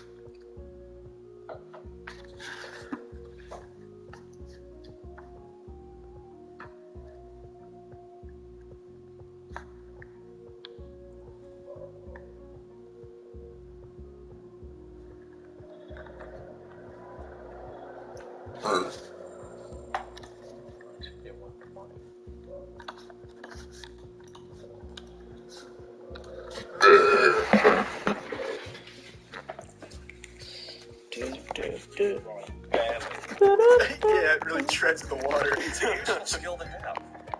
Welcome to the Thunder. Is this because I noticed, Charlie, you cover some really niche trends on your YouTube channel. So will it literally just be something that Jackson tells you, like, oh yeah, hell yeah, and I'm gonna share it with the world and make them suffer? No. I don't do any underhanded shit like that. If they tell me something that I didn't know about on the podcast, What do you mean bullshit? What have you told me that I've talked about outside of the podcast? Well, the most recent thing I can remember was last week when we were talking about what was that new wizard movie? Shit. Fantastic Beasts. God, you cocksuckers, by the way. You stole my idea about the muggle, not the muggle juice, what's the transformation juice called? Polyjuice. Polyjuice. Yeah, you stole my idea about Hitler polyjuicing into Grindelwald. Yeah, no, I just took credit for that. I didn't make anything on it, though. You have to have a little thing come up in the corner, like joke copyright Jackson, just in the corner. Yeah, like Charlie, a you fucking, should like a cite the meme video sources. watermark or something. Cite the sources for your jokes next time. Andrew, did you see that turn? No. Right, aren't I? It's such a good movie. It was great. I may as well tell everyone how you thought it was, Kyle. Boring. Disagree. I mean, my opinion of the movie was better than the 30 minutes I sat there watching ads. You can't let that factor into the movie. Really? No, it made the movie look better by comparison, is what I'm saying. It made me so angry, it made me so fucking furious, because 2 tickets in Germany, if you get the good seats, will run up to like 30 euros, and it was 30 minutes of ads, which means I paid €1 per minute that they make me watch ads. I'm going to the movies, you're making me watch ads, you cunt. You know, 30 euros could pay for 1 month of Netflix, Spotify, and Amazon Prime Video combined. I go to the movies, you're still making me sit through 30 minutes of it? What is I guess wrong? you pay for the cinema. Concessions and stuff are like $20. Yeah, concessions are always what racks up the money. I mean, I guess you half go to the cinema for the experience, but I know what you mean. It is overpriced as shit, and there's still ads, but yeah. I don't even mind the popcorn and the Coke being overpriced. Fine, whatever. Okay, I don't feel like, I'm lazy, I'm not gonna smuggle a 2-liter bottle of Coke into the cinema. Whatever, fine, fuck me there. But my time? I paid for this shit. I paid for good seats, and you're still raping me? What the hell is wrong with you? Wait, when you say ads, do you mean trailers or do you mean like the actual ads? Both. No, Both. ads. I don't want to see trailers either, dude. I don't give a shit. If I want to see a trailer, I'll go on YouTube or Twitter. I don't give a fuck. I don't care. I prefer to see the trailers over the ads. Well, me too, but what they do is, it's like 25 minutes of advertising and then 5 minutes of trailer. Yeah. They play the film in its entirety, though, right? They don't have like a fucking ad break halfway through the film. Like, imagine Jesus Christ, imagine That's that. gonna happen though. Oh my That god. probably I think will that's happen, close. actually. And that's when cinema will fucking die. It's close. People are docile. Nobody's rebelling against this shit. Nobody's saying anything for some fucking reason. It's close. I mean, they already have screenings with a break in the middle. Not an ad break, but a little, hey, everybody go piss and get more popcorn and buy more of our overpriced Coke. Oh, they don't have kind that of a over here. break. Well, they They just do stop that. the Some film. movies do, some theaters do, some don't, and you can choose the screening based on whether or not you want to break in.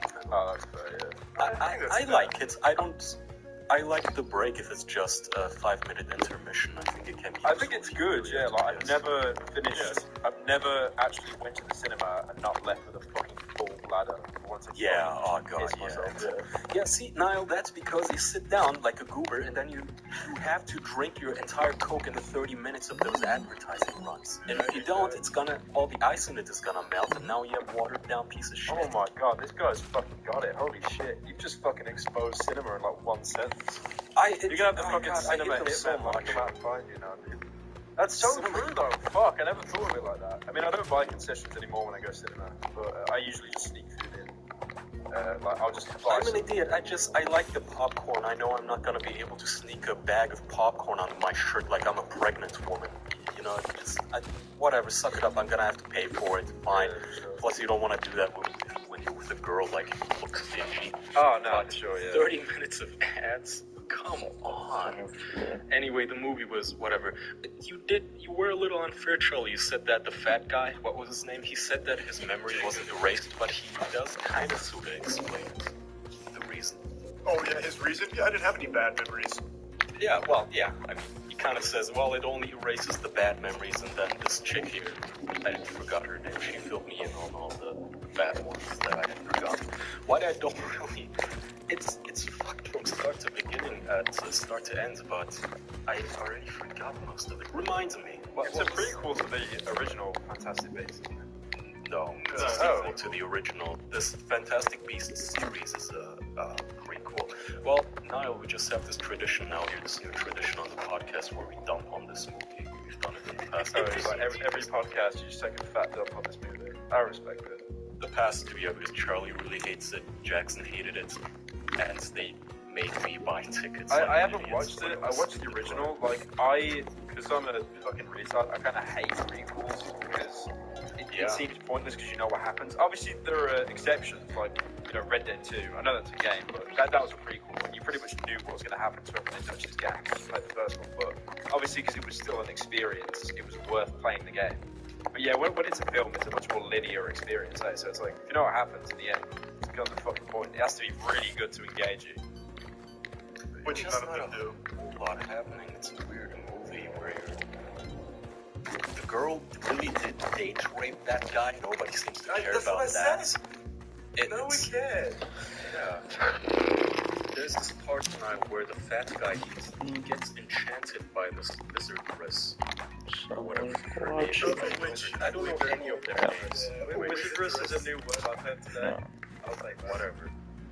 What is her name? There you go. Daddy? Something Daddy? Female Daddy, actor. Kelly and Something like that. Anyway, this fat guy gets enchanted by this woman. She casts a love spell on him. Queenie, yeah. And he wants to marry her because of it, and nobody seems to have a problem with this fact. And then she acts like he's the crazy one because he had a problem with it. What else was there? I really don't remember. The Titanic wondering that the place where the whole movie turned into a soap opera. I kind of started giggling by myself in the theater because one of the characters goes, "No, Carlos is dead, dun dun dun, because I killed him, dun dun dun." This whole Why is the franchise The Fantastic Beasts itself a horror? I'll play it well. There's enough goofing around. Never mind. Okay. Oh my god. Okay. Here. It's whatever.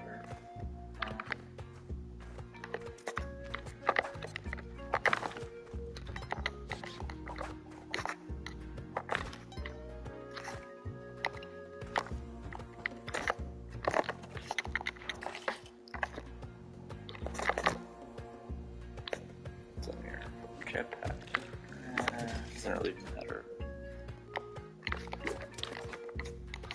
I'll see how it goes. Oh, what is going on?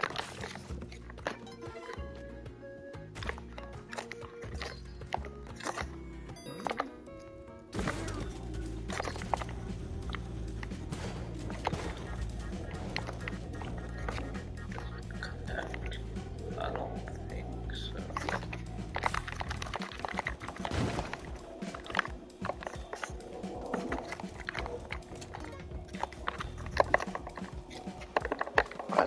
Oh my god.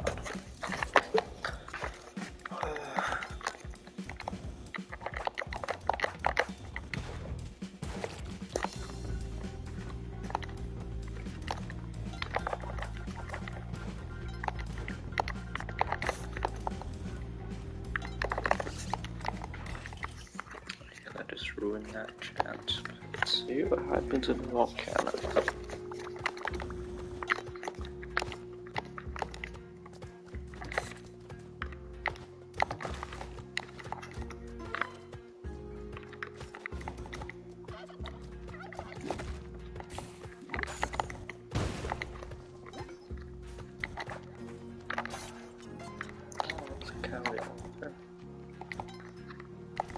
Imagine shop guy. He forgave me. Yeah.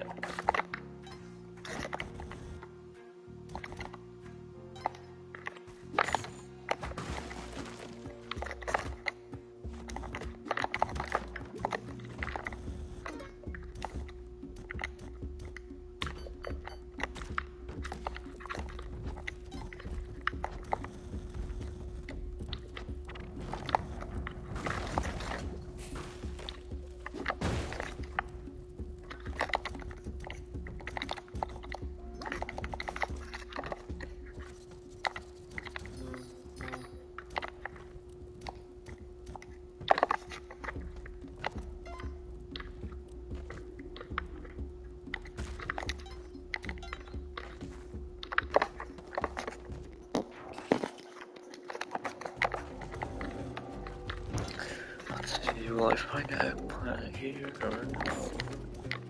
Most likely no.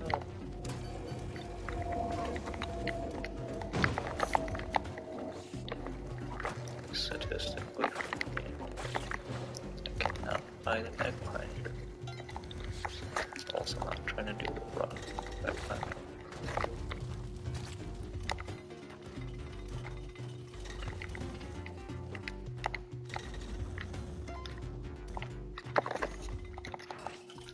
My first eggplant was on this one.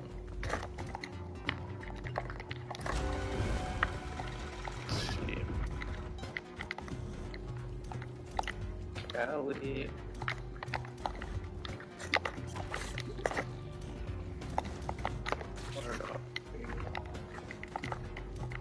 There's no cow. Because why would there be?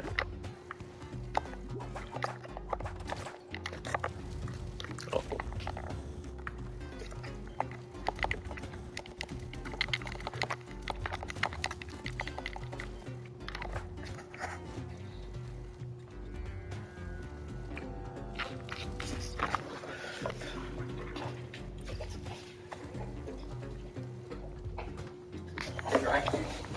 What? Stretching. That was a rage. Just restart, man. It's bad enough. It probably is, so I'm just gonna cope and hope, and I'm gonna get eggplant and volcano, even though I probably won't. Because I never do. I never do. Oh, what just happened? I was looking. Right in there. I'll never die now. But what I really hated though was movies today, most of a lot of them can't have any sort of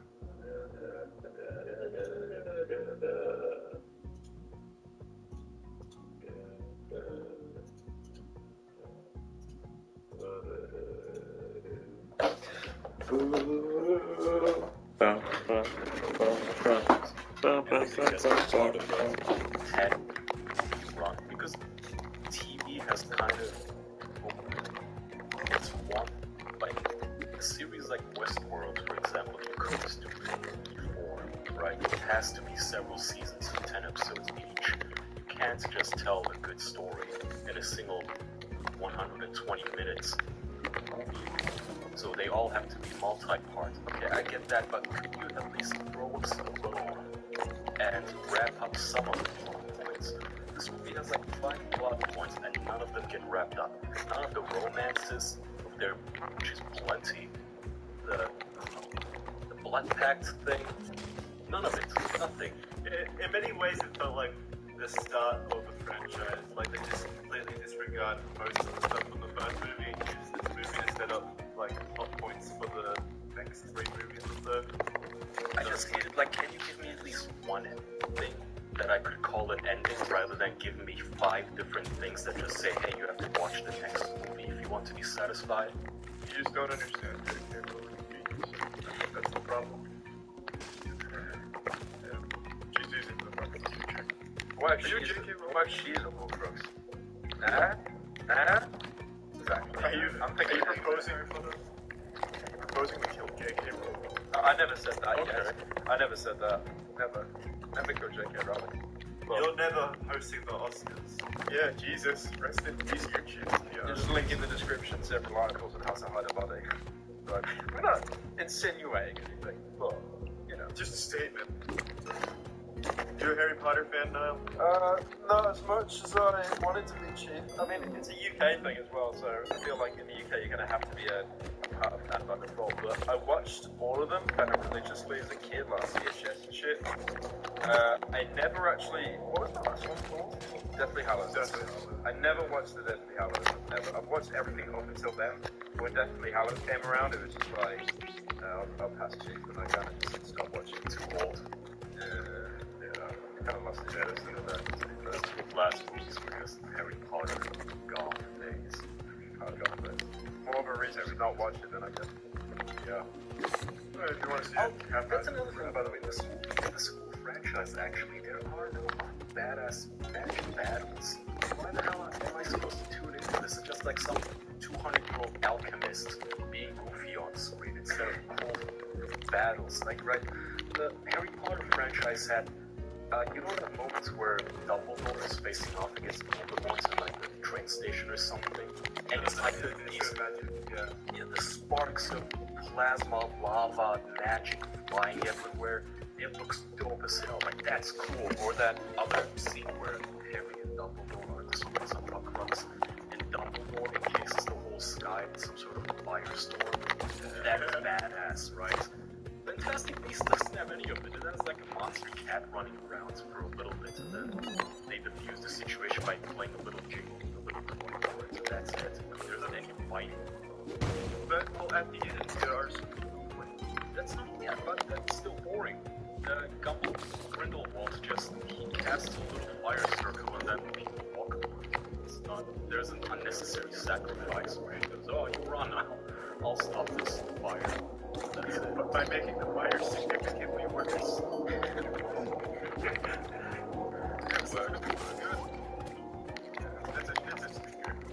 It's a movie that's fun to shit on them. But we're reaching the hour and half mark. So, Niall, if you want to plug anything, if you have any last minute topics you'd like to talk about, or if there's any questions, please fire away.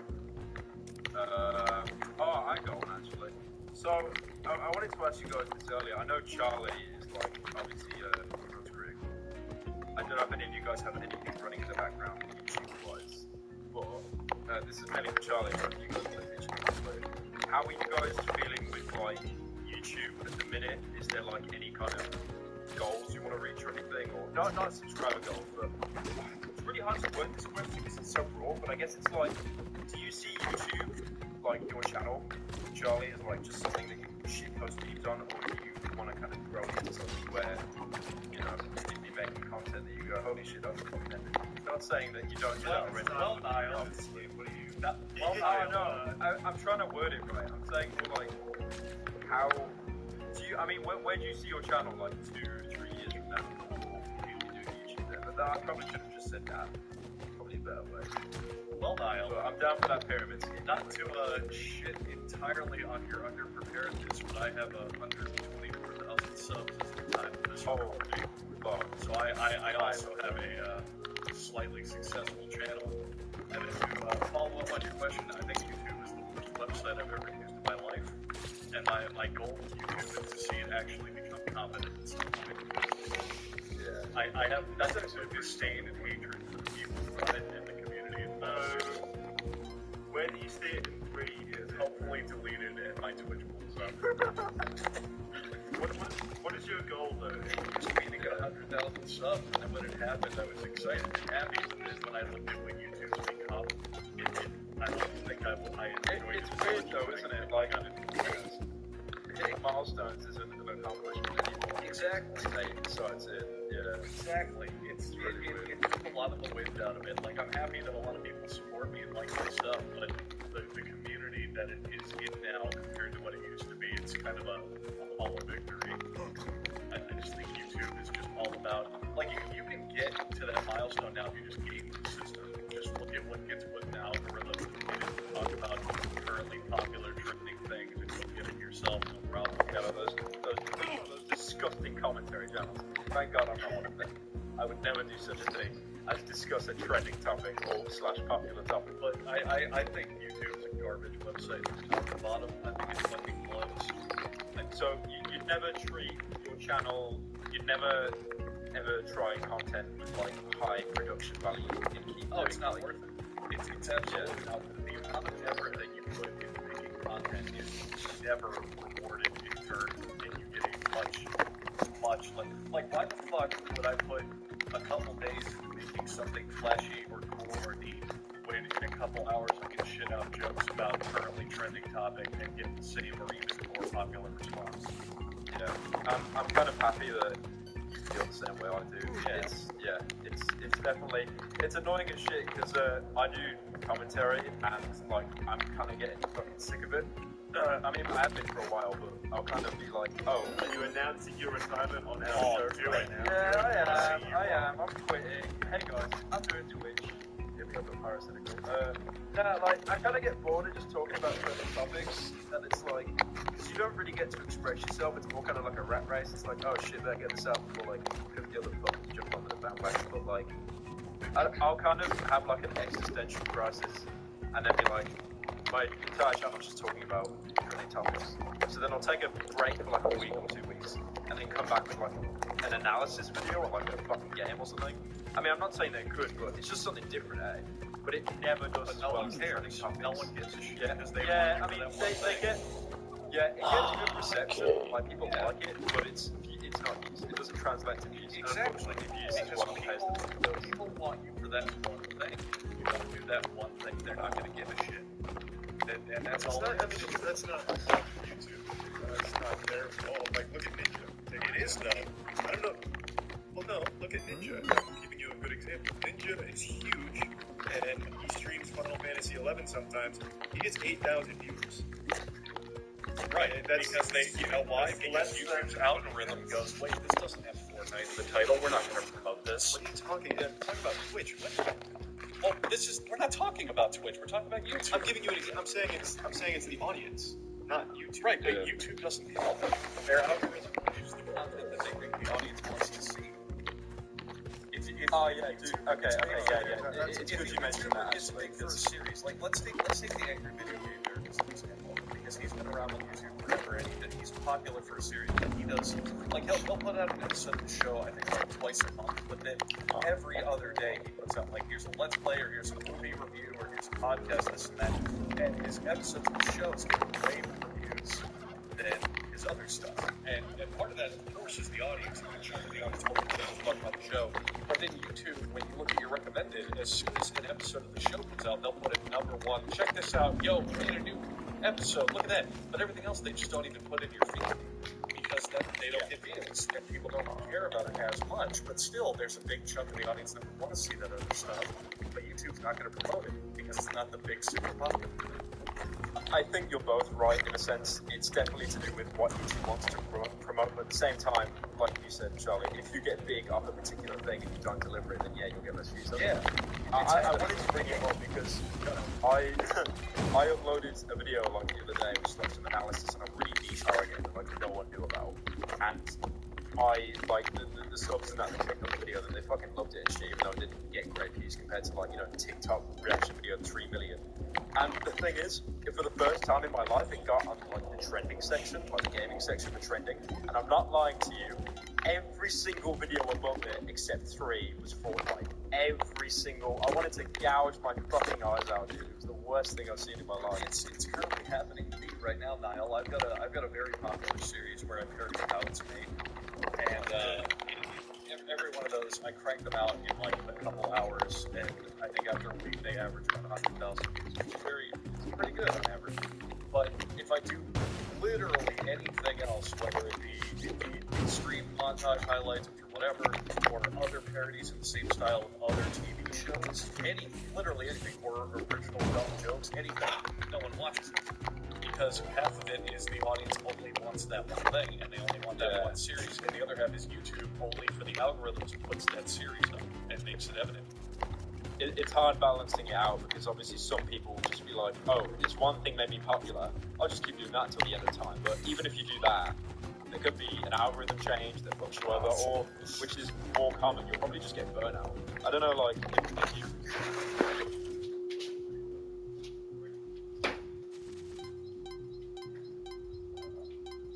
Okay.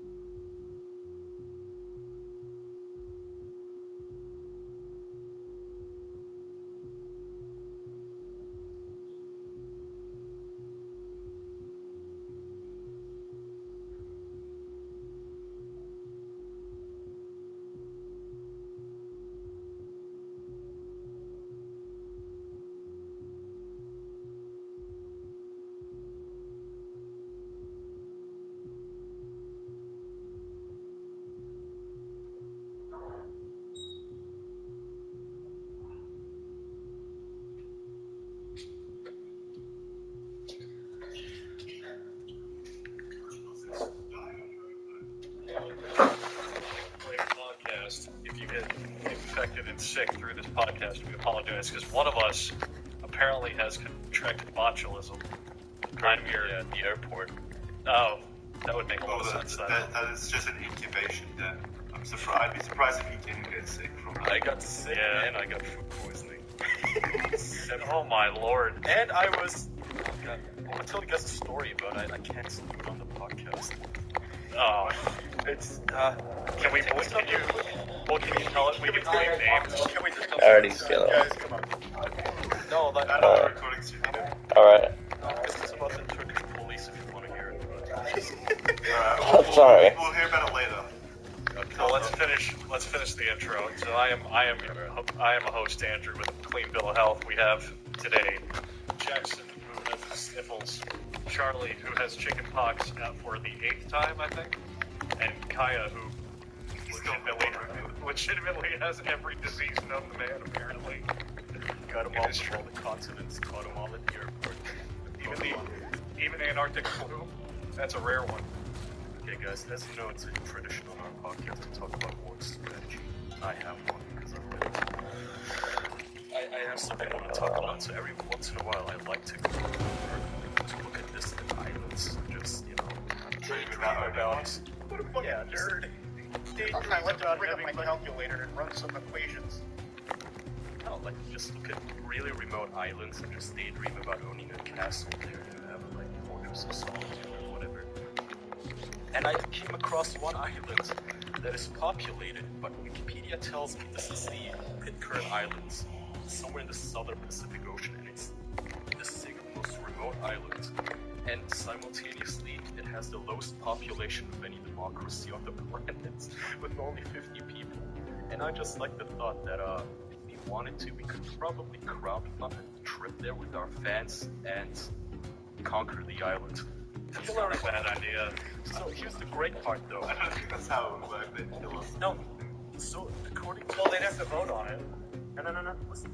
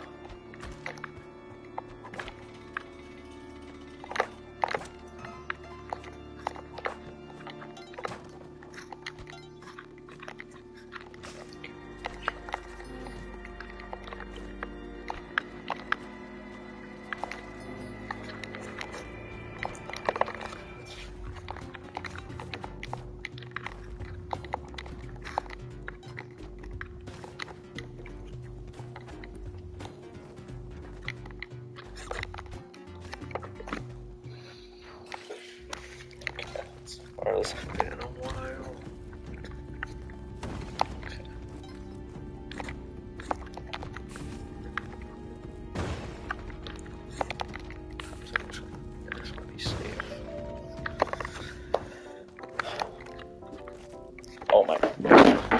How?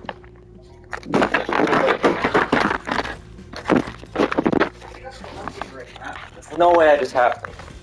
There's no way. You don't get it. Take a Spelunky break. You don't get it. Let me see this. I get it. No, you don't. It's actually stupid. Take a Spelunky. Look, You had it. all I had to do is place it there. Yeah. You know what happened? You pressed the bomb. No. It's falls. It's falls. I could do that and then the rest is easy. That's all I had to do. You're so close. That's all I had to do. Take a Spelunky break. A breather. That's so stupid. Go pet the dog. Huh? Go pet the dog outside. No. It's so stupid. I'm not even mad, man. I'm just I don't know. You're infuriated. I don't even know. Just click Spelunky. I don't even know. I don't even know. Time to give up, man. You're having a dream. Huh? Yeah, my dream of the game Eggplant World. I don't even know. You gotta do the video. Do what? The trophy that ruined me. No. Because I don't know who this guy is sitting in this chair right now. I don't even know, man. I don't even know who this guy is. You see this happy kid It's so playing dumb. Spelunky for fun. Now look at you. I don't even know, man. Your shell of your power tower. No. Power tower.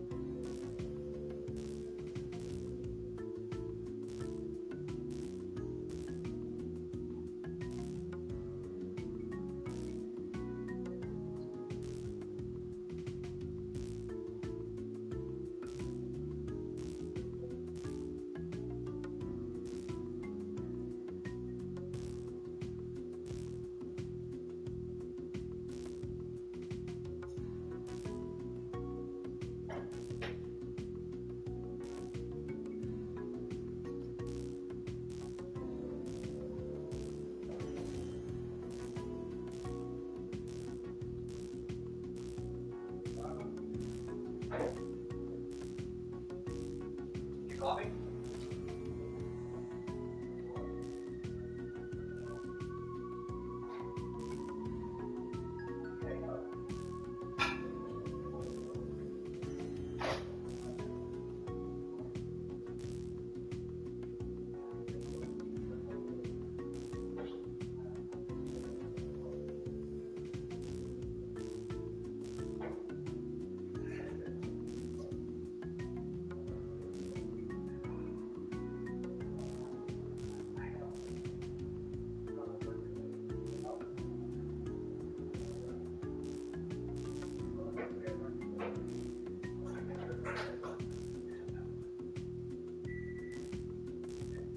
Get out of there. Hey.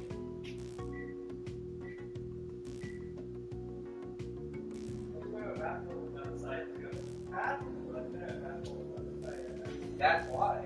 You weren't fully focused on. No, I was doing every guess. I was doing one. There's the ability to do that.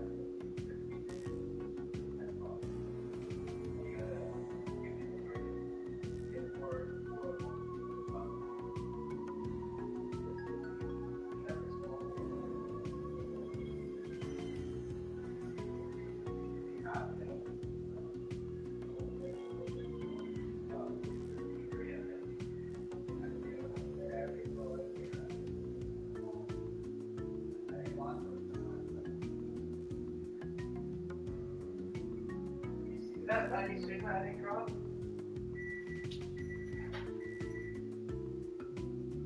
But this is why.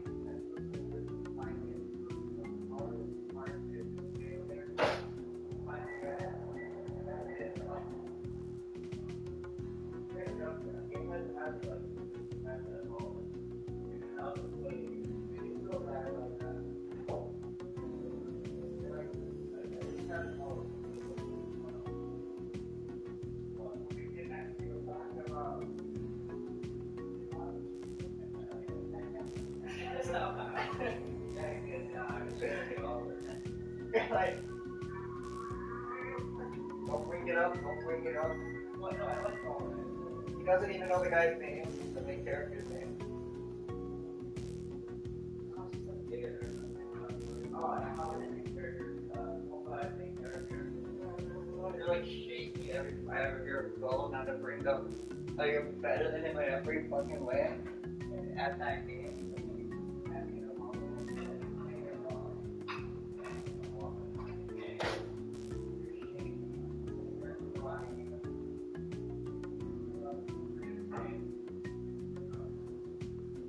top 5 main character when you mean yeah, it's fine. You gotta TikTok. Access loves theater. Like, you wouldn't get it if you didn't sit for 10 years. And I think that was Dark Souls too. With the Dark Souls, but 10 years ago, it's the third game. It's top 1.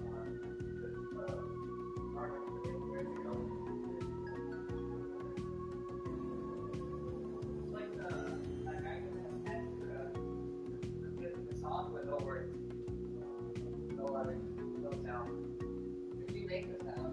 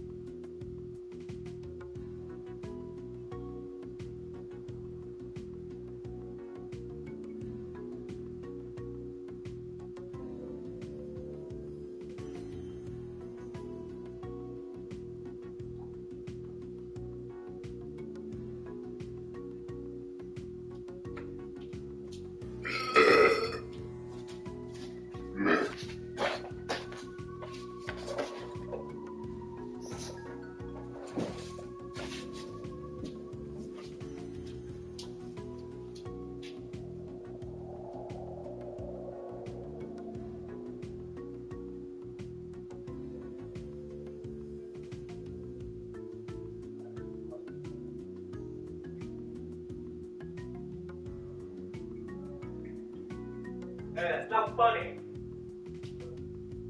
Watch your mouth.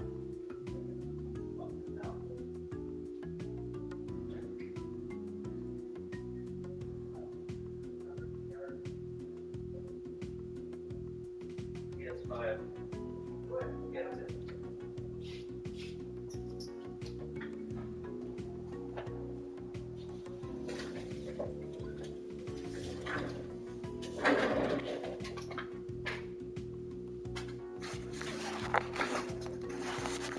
They've got a knockoff moist and moist esports hoodie. I'm pretty sure they're not actually close because there's a couple things that are way fucking up about it. For example, these are completely different, and the coloration is also super washed out here. Same with this. So I'm assuming what they've done is they've taken the Moist Global Designs and offloaded it to some complete podunk stinky facility to churn out like cardboard versions of it and sell for $30 on Walmart.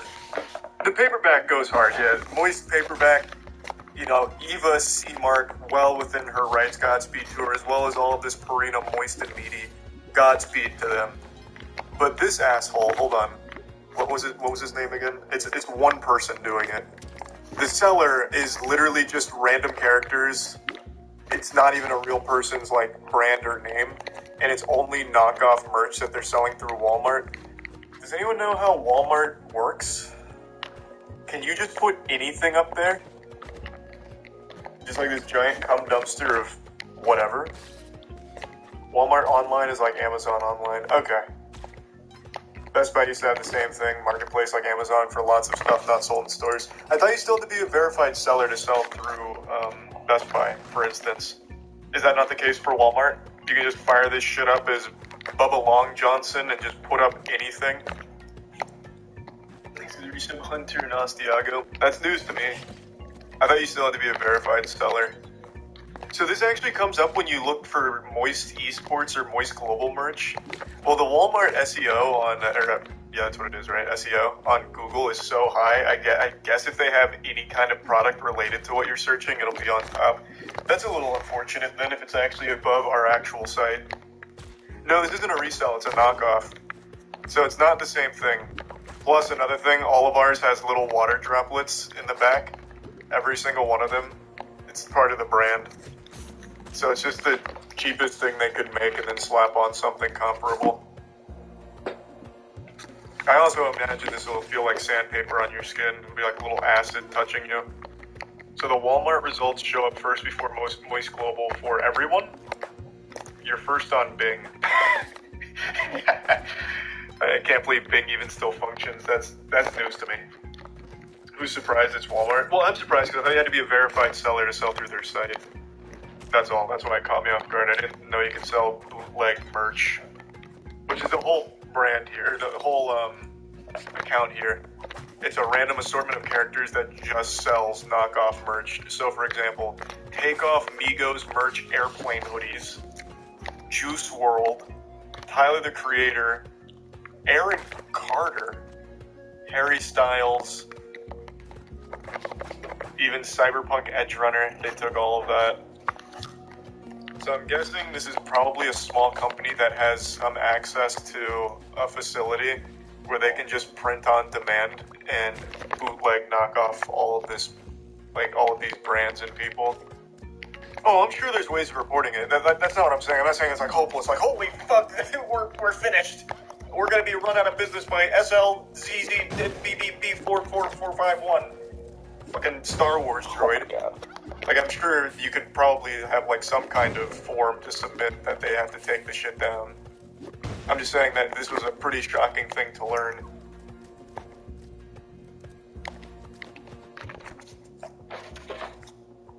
Listen. I already made a plan. This is awesome. According to their...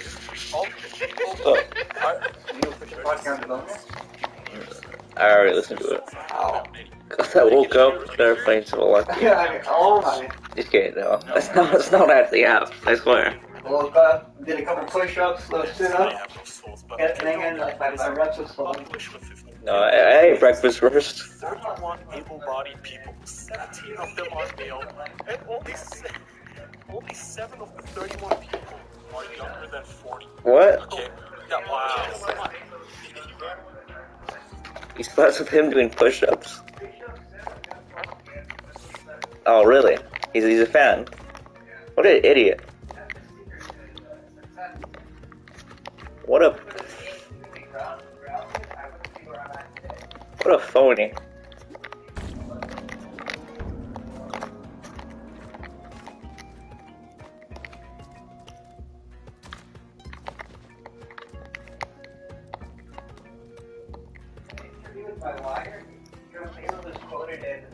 If my mother, father, and John Spelunky are drowning, I'm saving John Spelunky.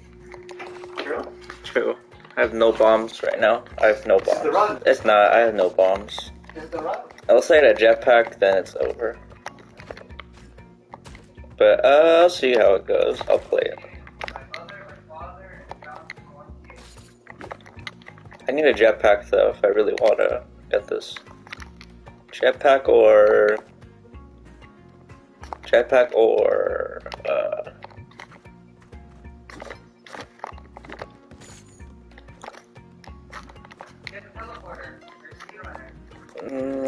you could skip you could quill skip with teleport, but that's like one of the hardest ones. That's one of the hardest.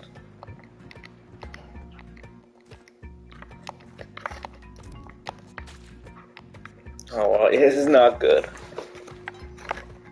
I've gotten already 3 times as more eggplants as yesterday. And yesterday I played for like 5 hours.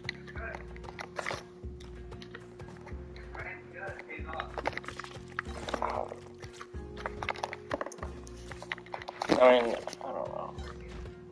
What? How many hours was left again?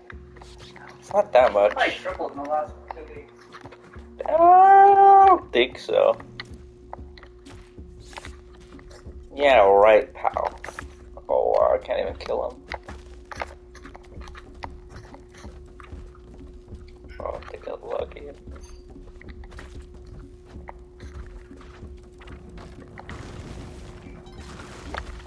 This is not looking too good though.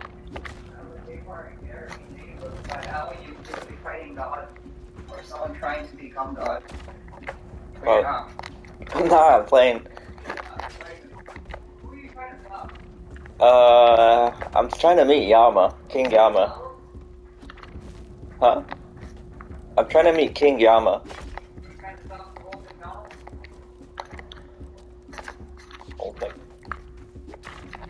I'm trying to meet King Yama. No, King Yama. Yeah.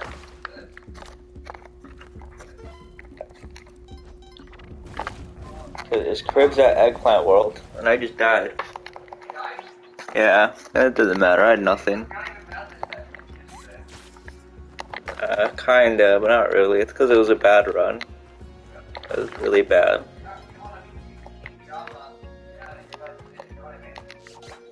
Yeah, I can't meet him if I'm not. Stop doing good. Why? What? I don't even suit just jeans. Just jeans. Oh, it's hot. You want to be King Jama wearing your fucking Viking vibe shirt and fucking. What brand are those shorts? I don't know. Fila. Fila shorts? Come on, dude. That is that brand. He's ducking you. Well, I can't meet him. I simply cannot meet him. I don't know about that.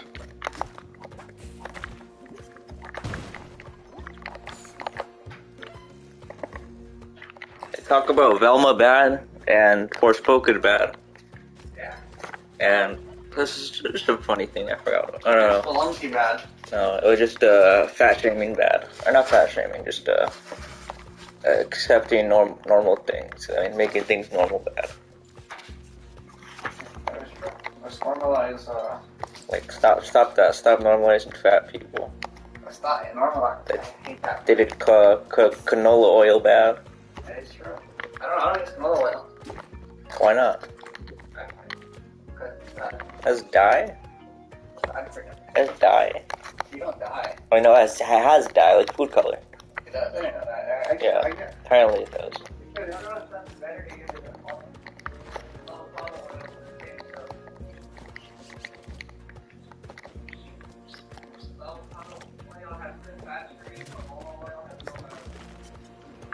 I don't know about that.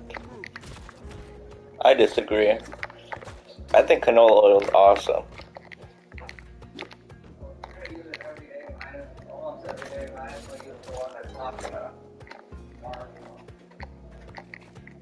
Why is it bad though? During chemistry 101. I mean, they fucking teach you the first day of class. Well, alright guys. Thank you. So do you make like... No, never mind.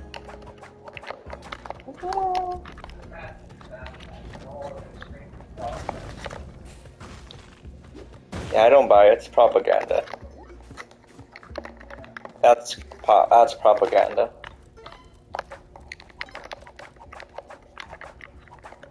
I don't buy it.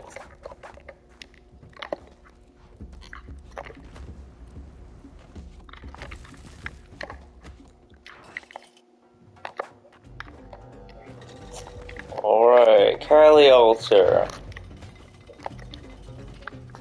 Now I need a really bad seed. Oh my god.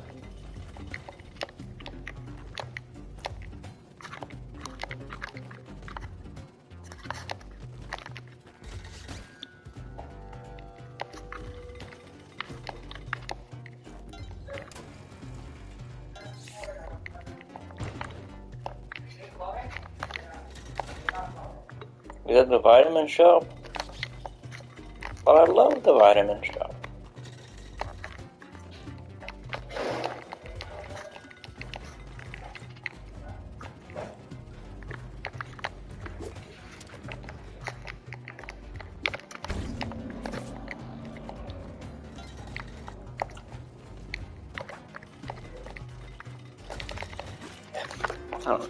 Doesn't matter. Bum bum bum bum bum bum bum.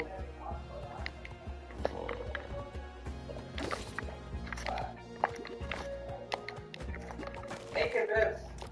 Hello, come here, Bibbs, watch your vitamins. Vitamin? Shake his hand and say Vitamin A, B, or D, or C? Paulson, shake his hand and say thank you. They got vitamin B. Pause your game and shake his hand and say thank you. Did he get vitamin B?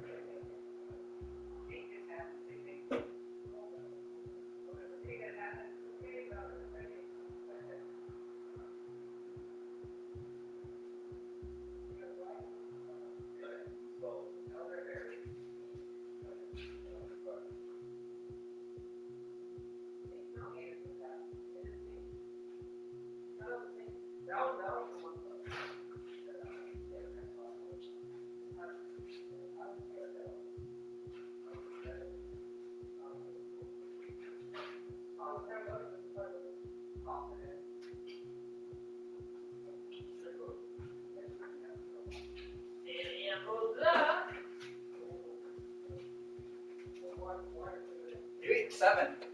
You get the maximum benefits.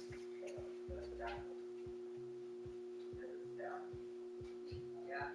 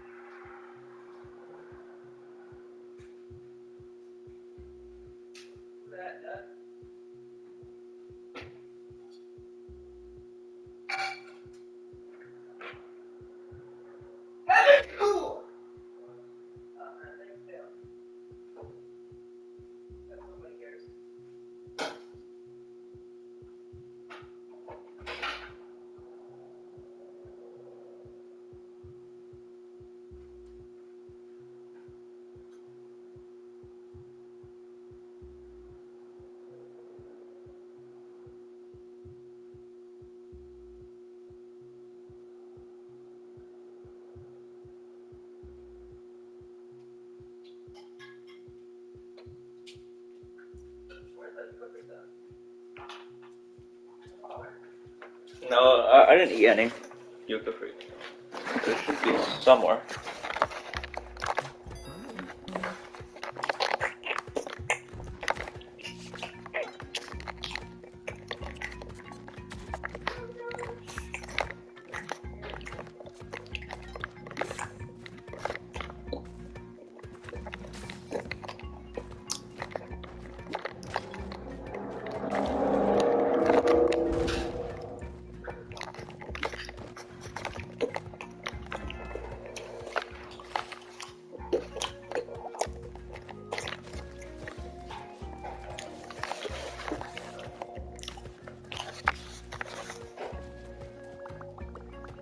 Chocolate.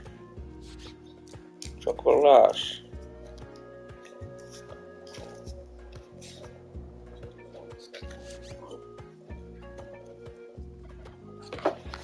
Chocolate. Con regalo.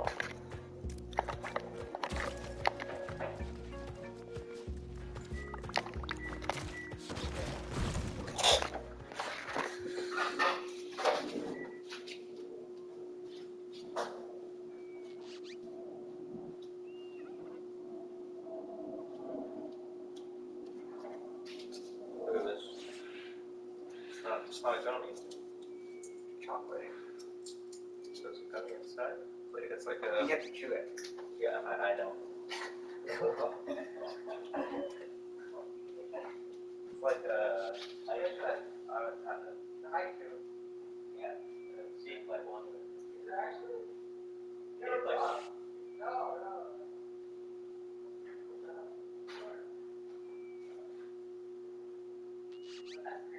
Go back.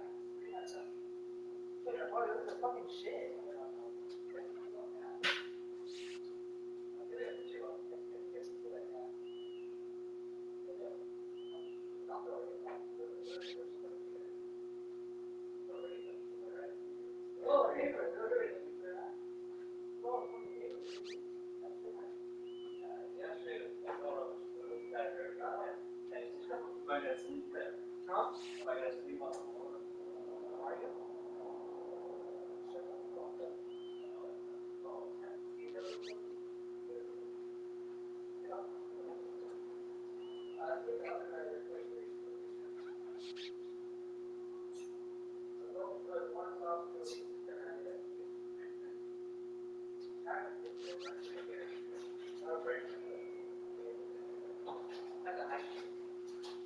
Should that one? Oh, the same shit.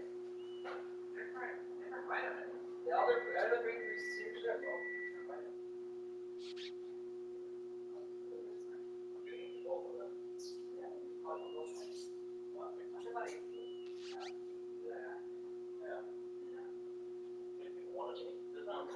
I know what. There's everyone. You have 5 different already 8.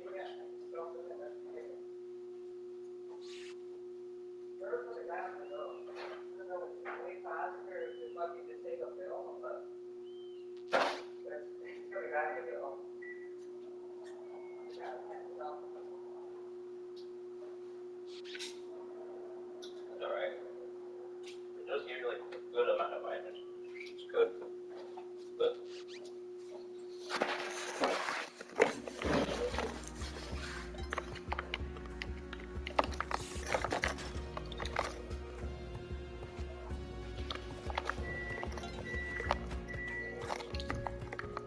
hopefully this gives me the power I need to go to King Yama.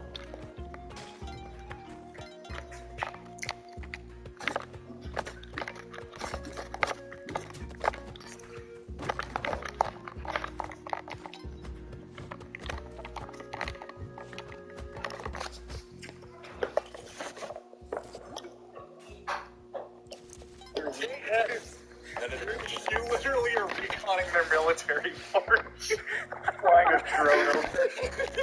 There's only 4 of us though, Andrew. There's only 4, well, let's say 3 able-bodied women.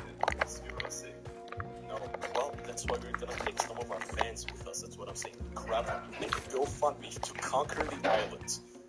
So we'll have like 4 5 bloody people after that.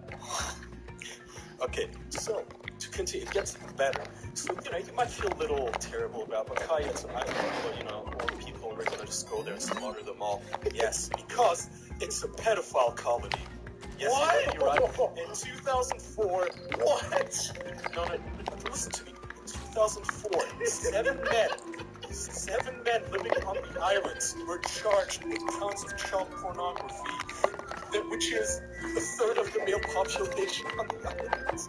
But they don't have government. Who charged That is an M. Night Shyamalan level twist if I've ever heard one. Who charged them, though? I feel like this island is begging to be sludgy or something. Oh, yeah. So technically, the island is under the territory of the United Kingdoms, which means at some point we might have to deal with the Ministry of Defense and the Majesty's Armed Forces. But the point is, the islanders in 2004 had 20 guns, but they had to surrender them ahead of the sexual assault trials. And then they got a new mayor in 2010, and now he's facing 25 charges of possessing child porn.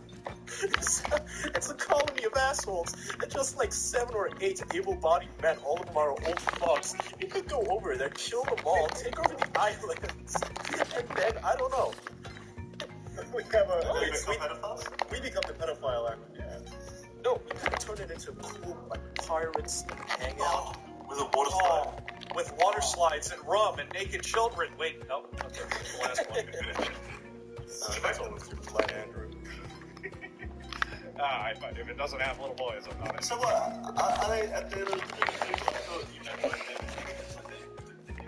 No, so apparently it was apparently an empty island, and then there was a ship called the Bounty, and the crew of the Bounty, they mutineered. They put their captain on a little dinky boat and sent them off into the seas. And they took the Bounty, drove it into this island, and then just colonized the island. They sank the ship, they burned it, and they're leaving wreckage somewhere in the port, which they don't even have a port. But the point is, all the 50 people on the island, they're descendants of this, a handful of people who originally landed on the island 200 years ago. They apparently all still have the same surnames and that sort of shit. And it's just 50 of them. The Wikipedia page itself says that they have to, if they don't take any measures to have people immigrate, they might build a state just to keep the islands. But here's the awesome part. The pedophile problem is so bad that even though that they're begging on their website for immigration, they're trying to get people on they're trying to get people onto the island to immigrate, right?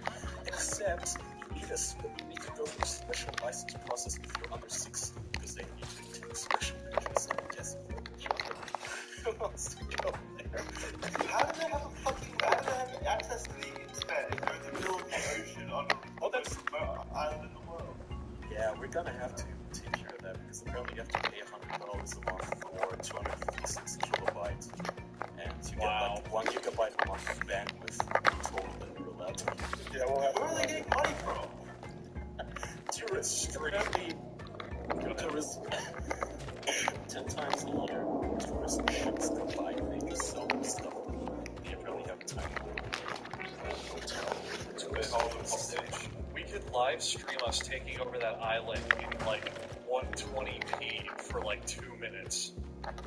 Well, yeah, or record it and then upload it later. But point is, we have 100,000 people watching this. Even Charles Manson could gather a cult. I believe we could get at least 100 people willing to come onto a ship with us. Crowdfund the trip. It will cost a lot, but we can kickstart it. We can take a ship, we go there. We don't even need guns. They don't have guns. They're old fucks. We just bash their skulls and sticks and stones. We just challenge them to a foot race. I think we could just convince them to leave peaceful. There's a lot more trying to porn out there than what you have on the island. I feel like they're listening to this at the moment, they're just gonna come strike us first. Yeah, they'll all evacuate the island, have fear of Kaya and the Jesus Christ, this one with pine cones. They have one turtle on the island that's protected by law. Hey man, they have an island, you know. Yeah, Kyle, let's back up a bit. How many turtles do you have that are protected by law? Not if I have anything to say about it. Listen, if you're in, then let's...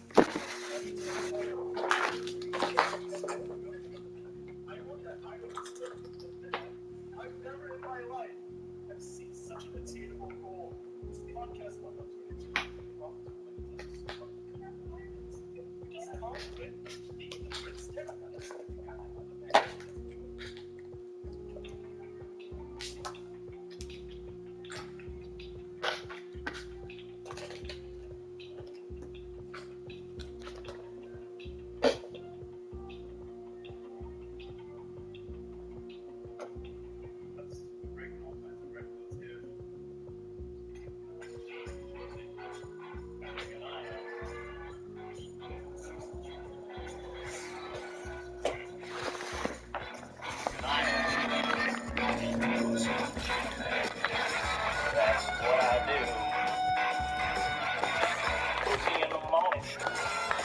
night. Talking to a lot of pussy, man. I'll get into a fight. I'll take the intro again because I'm excited about this one. Hello, everyone, and welcome to another installment of the official podcast. It's the same four dweebs, and we're joined by the savior of country music, the Wheeler Walker Jr. He's fucking your mom, he's fucking your sister, he's going up the whole family tree. Take the stage, Wheeler. What's going on, guys? What's up, you fucking four dweebs? Good to talk to you guys. We're honored to have you on, man, for sure. Well, I'm honored to be here, so I appreciate it. You know what?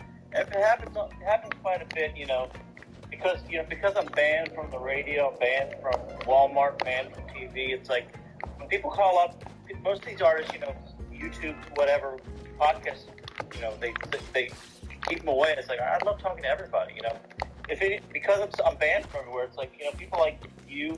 I'll call you kids because you're younger than me, but I'm sure I don't know if you're little kids. You're not little kids, but I appreciate anyone getting the word out. How old are you guys? You mind me asking? I'm 23.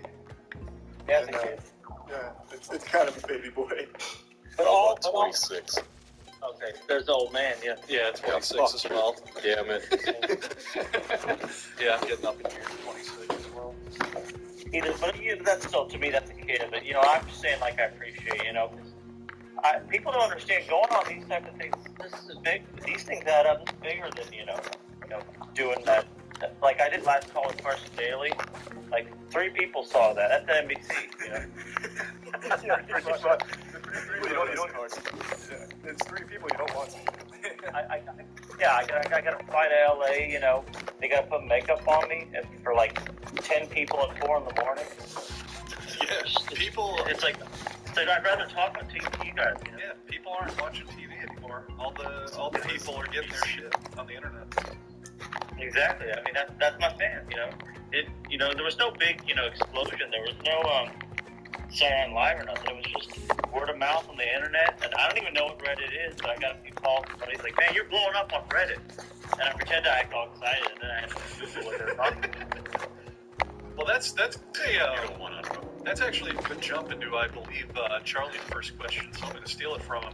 I heard foretell that your advertisements were on Pornhub and stuff like that in the beginning.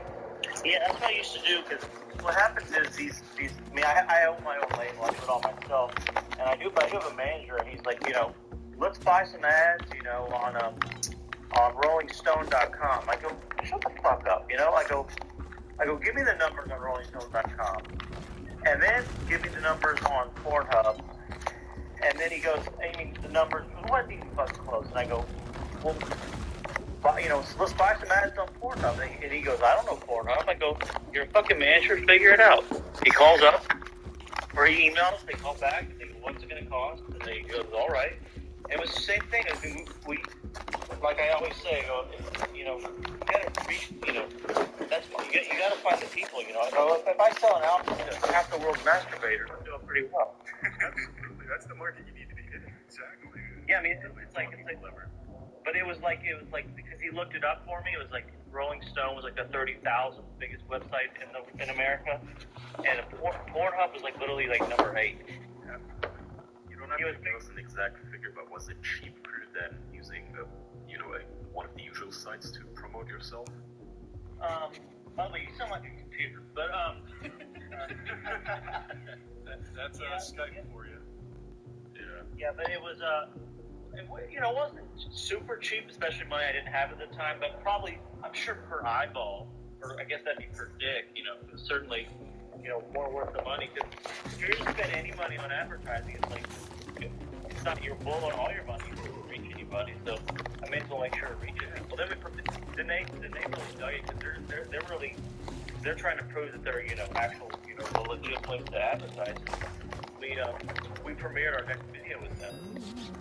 So you couldn't even watch it. We didn't even, YouTube had to wait for a few days to even post it, but Pornhub, a few days before it actually aired on anywhere else, and it got picked up.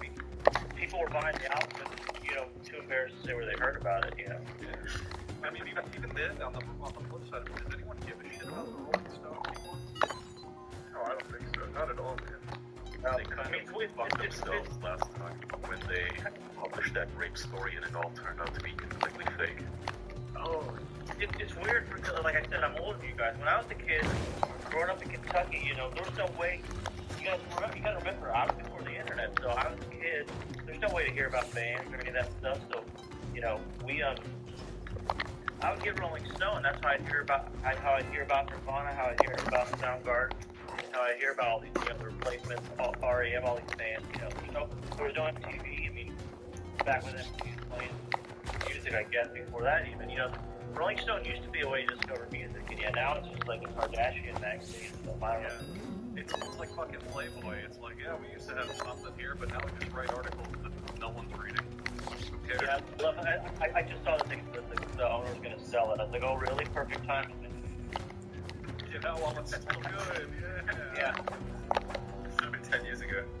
Yeah, exactly. I mean, it's like, who would want to buy that? What are you buying? It's literally throwing your money away if you buy a Playboy magazine. Not to offend any huge Playboy enthusiasts out there all for you, but I mean, it's a big fucking waste of money. Yeah, I did a spread in Penthouse, but my thing is, you guys probably know from all of my career, is I love talking with people.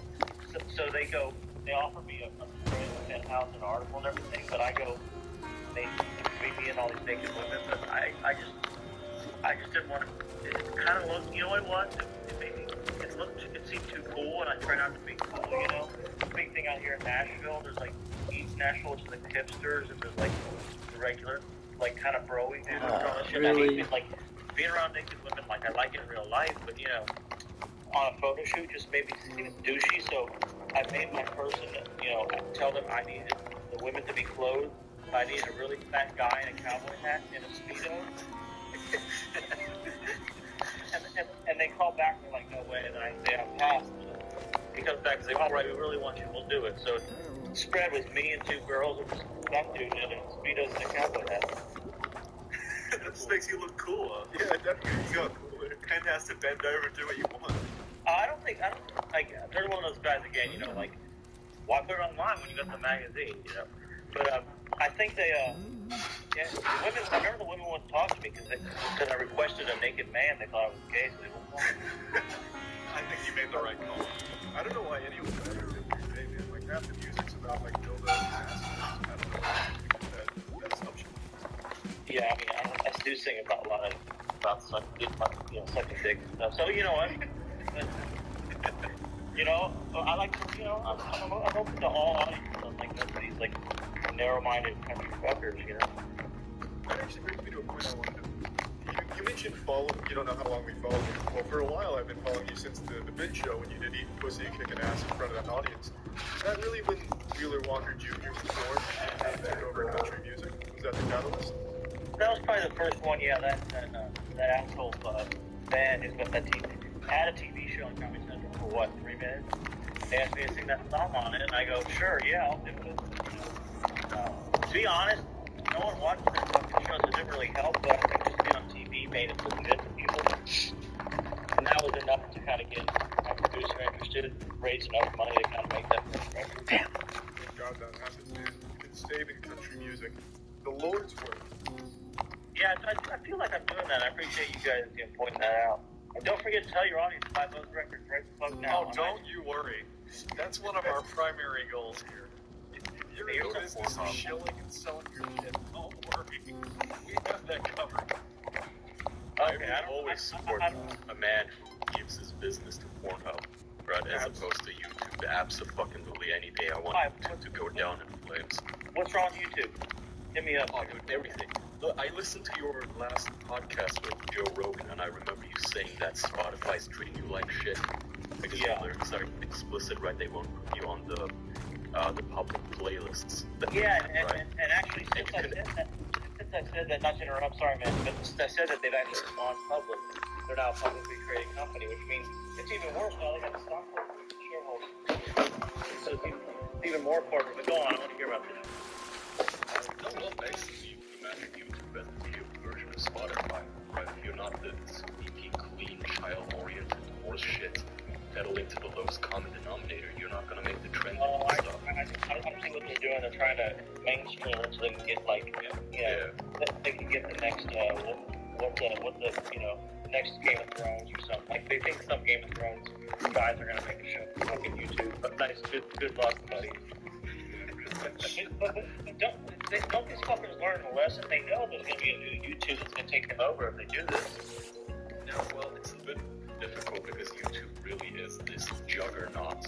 It has been unstoppable. There are many people who tried, but one after another, all the websites that decided to compete with them fell one by one. You know, and TikTok seems to be the one exception. It's because they have their own market share in porn. Yeah, but you know what? 20 years ago they said, you know, yeah, good luck having another place to do TV. We own fucking TV. We're ABC, CBS, Fox. You know, you can't ever touch us. We're untouchable. What the fuck are you gonna do? We own the airwaves. We'll fucking shove our lid on your fucking throat, whether you like it or not. And now look at it. The problem with it, though, is that it's still just a daunting task. I mean, the other comparison you could do is you're going up against Google. I mean, think how many other search engine websites. If you want to go to the base platform, like fucking that no one cares about, like Ask Jeeves, DuckDuckGo, all that shit. I mean, like, you can make a product that, I don't know, arguably is better, but to just have to go up against them with it is really hard right now. Well, I know what you're saying, but I think you gotta look at the big picture. Like, you know, you just gotta chip away. That's kind of, again, what I'm doing. Just sometimes they take years, generations, maybe. You don't know. But like I said, the idea of you know, a Netflix or something like that was laughable 20 years ago. Or even, you know, Spotify or Apple Music and all this shit, you know, was like, you know, I remember I used to be, you know, when I was a kid in Kentucky in the 80s, loving music, I would have to go to the record store and I would say I wanted to go to Velvet Underground album. He didn't know what the fuck I was talking about. He had to go in the catalog and order it. He'd say, come back in 3 weeks. You know? Nowadays, I get on my phone, press buy, or get on, you know, whatever Apple Music, because they don't support Spotify, and just download it. It's crazy the access to music you have, you know.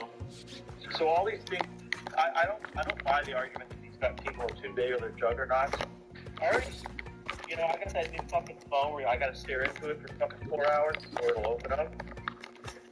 You know, it's like yeah, Apple was king, and maybe it will be for a long time. But someone was showing me their Samsung, and that thing was pretty fucking cool. I mean, you know, like, I don't think Apple's gonna rule the world forever. I think, It has for a while. They've definitely fallen. That like speaks to your point at the moment as well, that Apple has fallen and Samsung's kind of taken over the market share a little bit. Yeah, I mean, Android or whatever. Yeah. But like even 10 years ago, the idea that they won't buy anything but an iPhone is crazy. Now, when you're on a plane, you see people on their phones. I see more Androids now than fucking iPhones. I definitely think that the big companies that we call, you know, the juggernauts, let's say, they're definitely scared. I get the feeling, because I don't know about you guys, but I've been getting like 10 emails every day for the last 2 weeks from every single service that I have been subscribed to, telling me that they just updated their privacy settings. Oh, fuck, by the way. Yeah. By the way, amen to that. Tell them to shut the fuck up. I mean, I want my privacy, but stop bugging me about my privacy. Is the irony, I guess. Like, it ain't privacy if you're emailing. I'm gonna call him. Oh my god, I'm fucking doing it, boys. Alright, I'm calling him really. Part of that. I know, I feel that. Well, I don't feel your boner, I just feel that sentiment.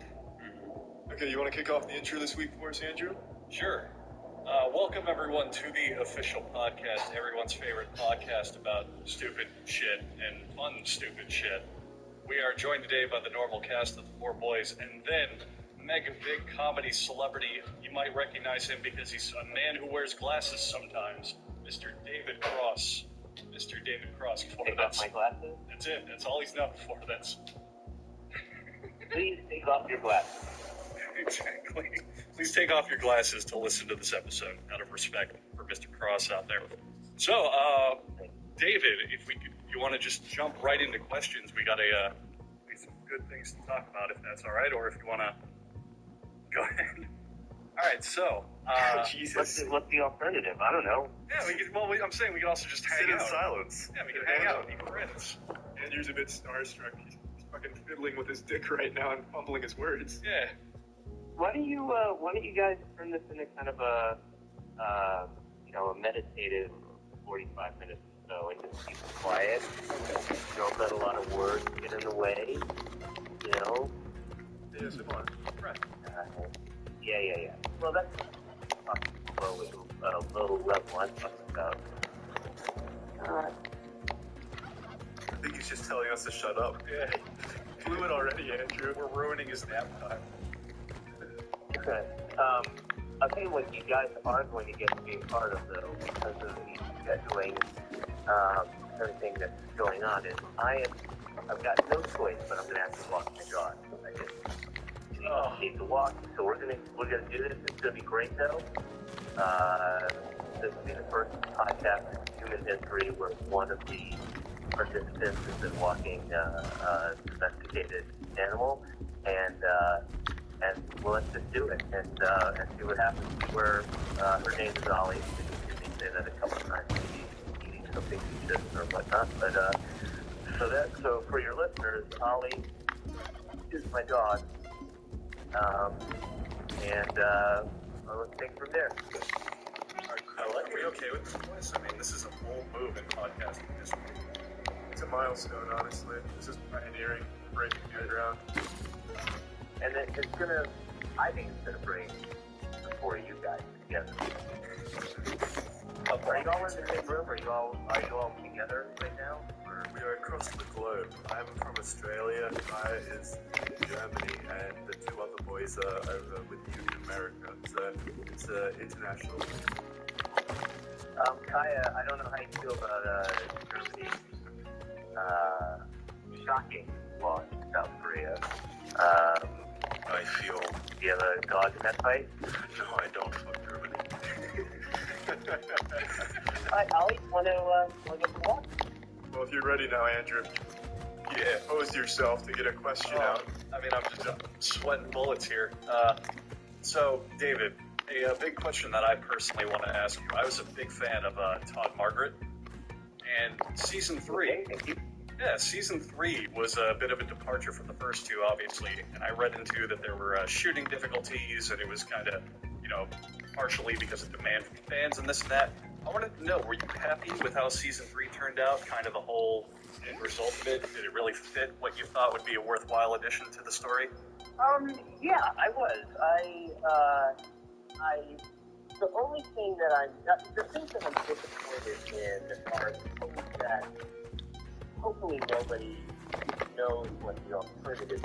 You know what I mean? One of the things where,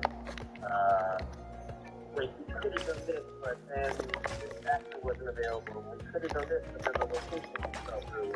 And I still think it's really cool if there's interesting, experiment. Oh, Cali Alter. The story was over. Like, as far as we were concerned, that was it. And then it gained all this kind of cult sort of viewership once it went on Netflix. No, Cali Alter. No, Cali. You want to do another one? And I was adamant that we couldn't. There's no way.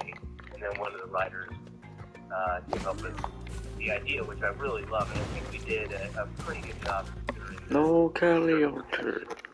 No, it was Cali. really fun. It was maybe the most fun to shoot, even though there were kind of tons of frustrating things that happened more than the first series. But it was fun for me to play. It was really fun for me to kind of write that urban smart-ass kind of douchebag guy person, this fumbling idiot, and doesn't understand what's happening.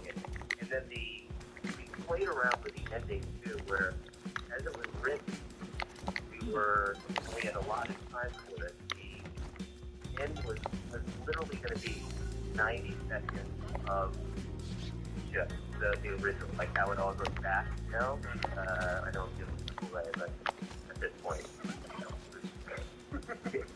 most people either chosen not to watch it or watch it.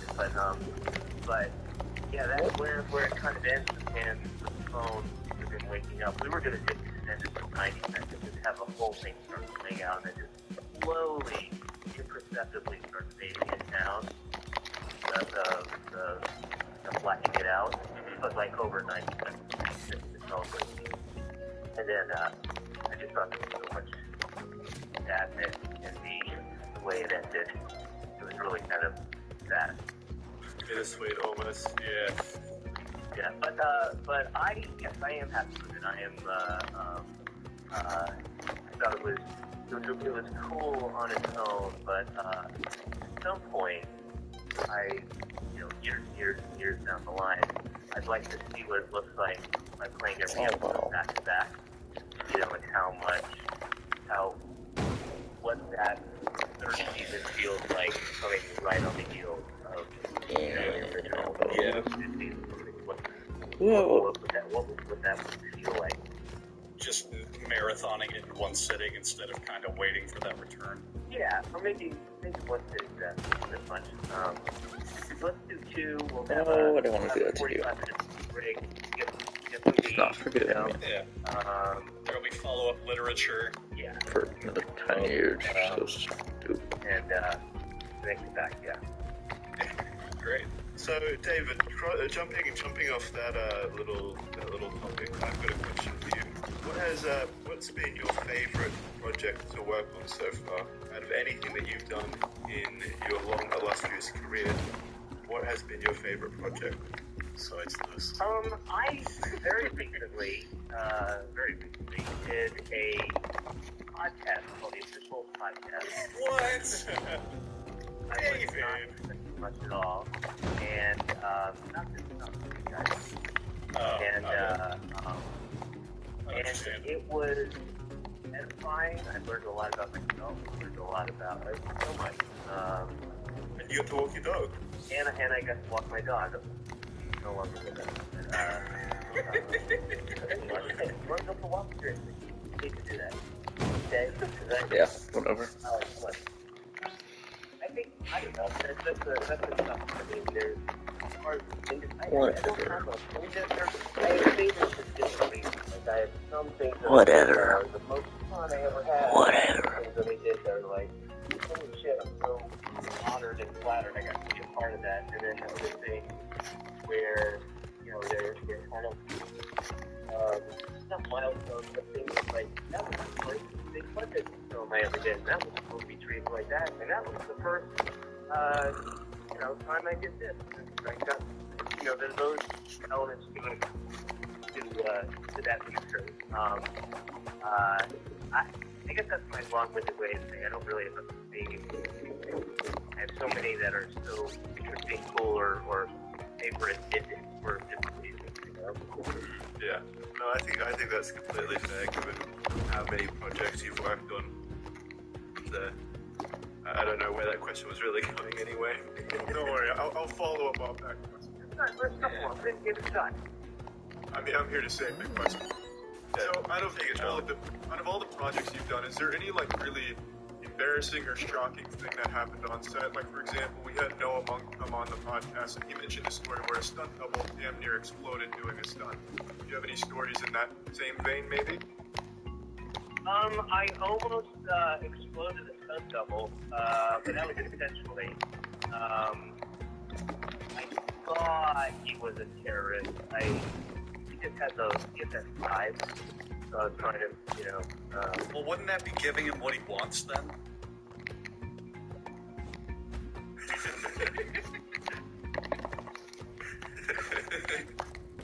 David's a friendly man. Yeah, he was doing it out of the kindness of his heart.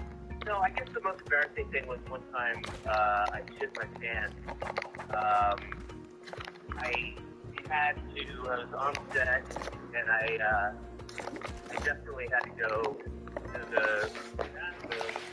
So, but we were in the middle of the scene, and I just went and I went in the corner, kind of where our department was, and I took my pants off and did on them, and I did it where everybody could see, so that they could learn a lesson from of course, the ability to be prepared. I did it in the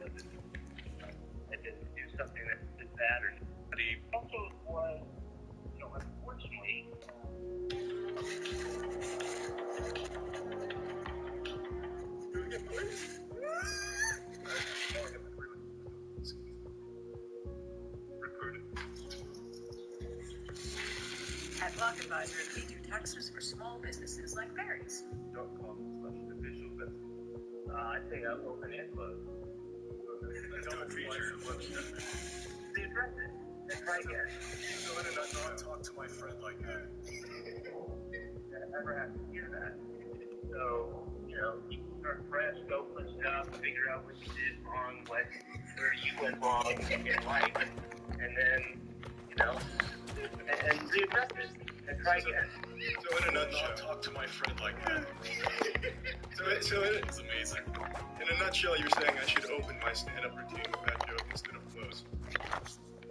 I think Food I've never eaten there. There's nothing too good this night around the town. We were driving a half ago now, and it was in a. You're out walking your dog, but if you can find a bench, I'd highly recommend you sit down. .com/official. That's ZipRecruiter, the smartest way to hire. Well, David, have you heard the magnum opus of a joke? Oh boy. Our friend Charlie here, he's trying to break into comedy, and he's written a joke that he'd like to tell you. Okay. Well, I know you're out walking your dog, but if you can find a bench, I'd highly recommend you sit down. This one's a real humdinger. It's what is widely considered the apotheosis of comedy. I'm going to say right now, you can't steal it from your future stand-ups, Michael Jesus. It's a true story, which makes it even better. It happened about a year and a half ago now, and it was in a small city called Orlando, Florida. I was hanging out with my girlfriend. We had just finished a nice night around the town.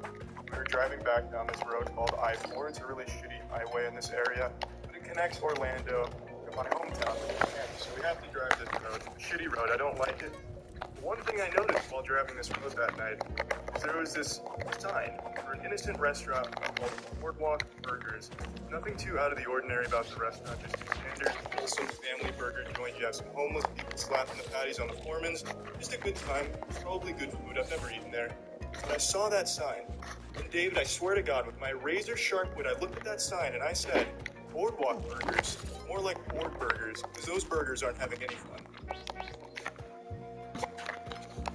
Did he hang up? Yeah, I mean, that's the beauty of a podcast. You cut all this out. You know?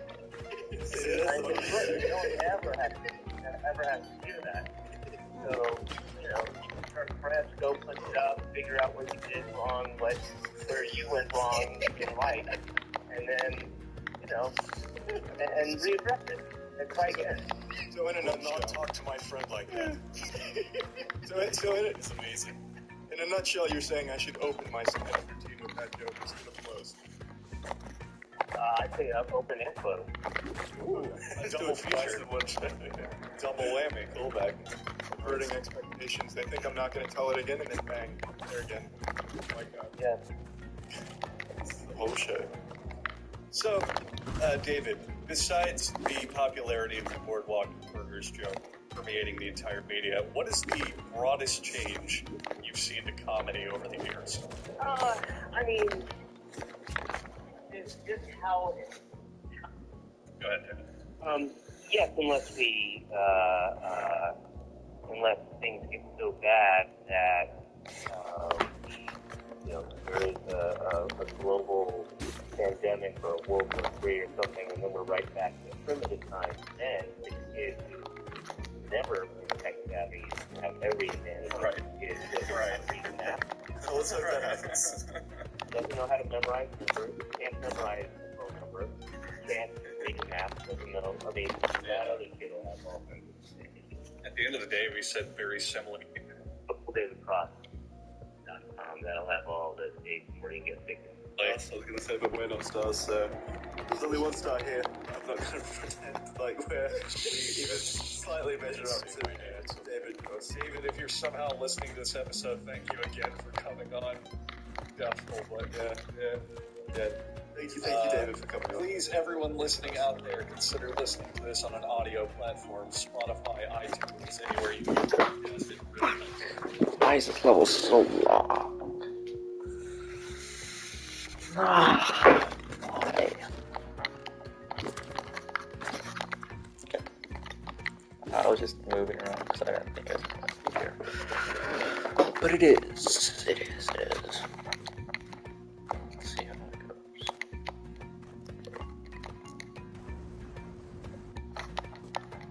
they're just up here. Some levels are bigger than others.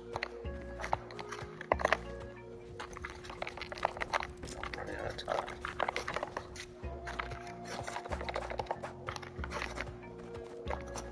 That's decent, I guess.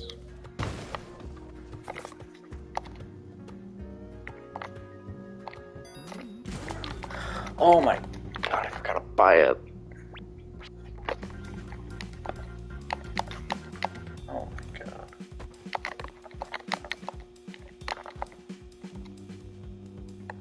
So messed up. I forget to buy it. Oh my god. Why do you let me run like that?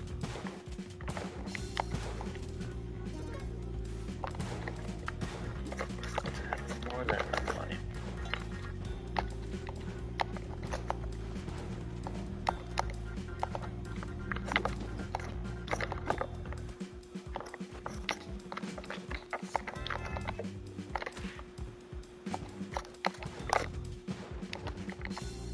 Let's see if I can do this one. No, so very good. The turkeys. The turkeys last one. So I'll be screwed.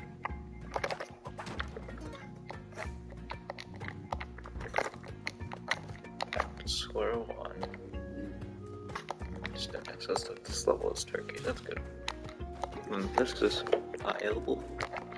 Is possible. I should then not touch the shopkeeper. At least the shop.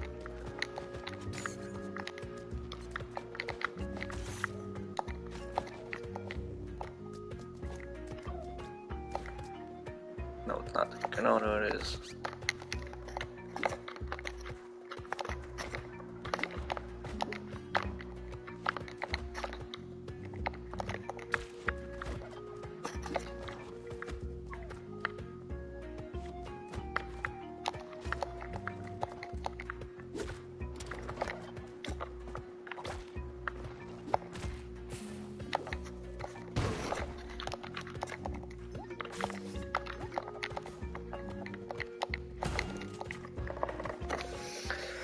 Okay.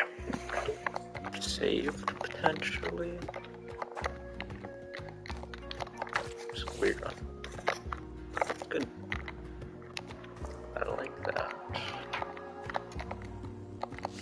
I don't have high expectations for this run, but my heart is still beating.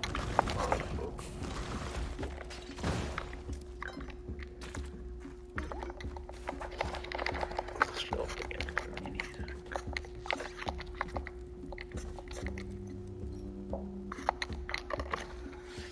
But I'm all the time saying that I'm there for you, but I'm out of place.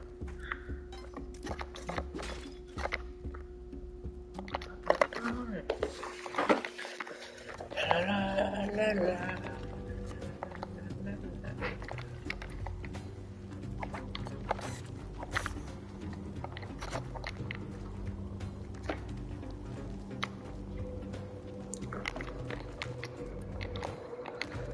Okay, this is really risky. Oh, that's that one guy. Which I don't want to mess with.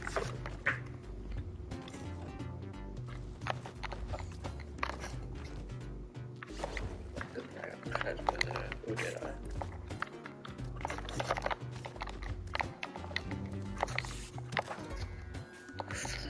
Spring boots, not great.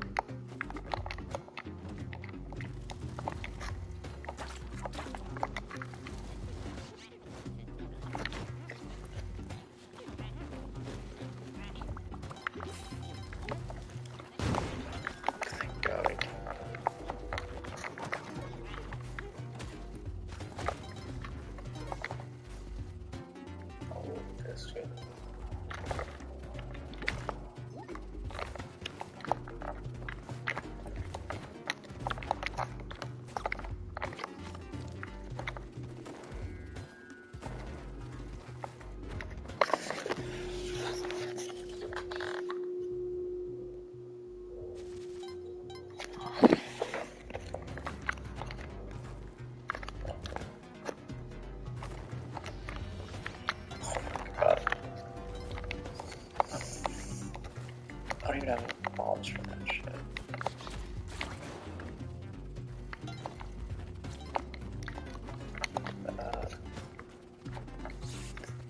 What are bombs for that? That's just good.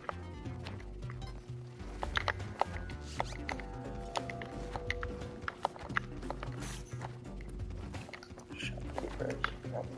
That's the true escape. Kind of swimming.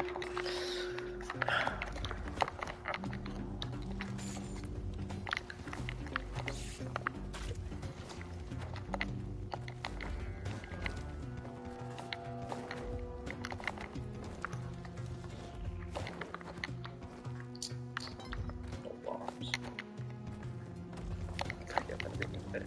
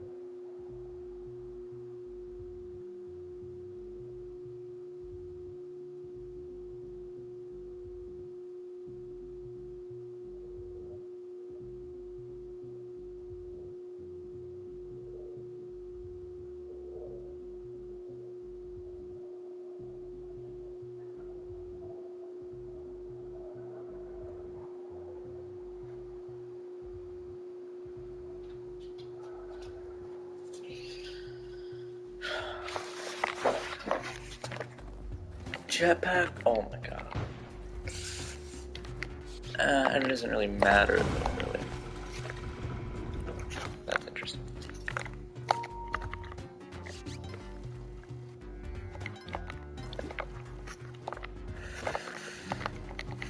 Just seen that movie. I don't know why. That's not right there. What is that? Jetpack again? What?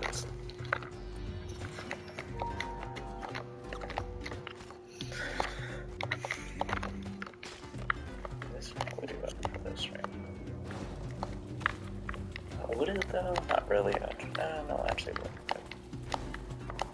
Love this too. Actually, the weight. Just have to wait. Please don't make the same mistake. Oh, please, let them just die when I'm there.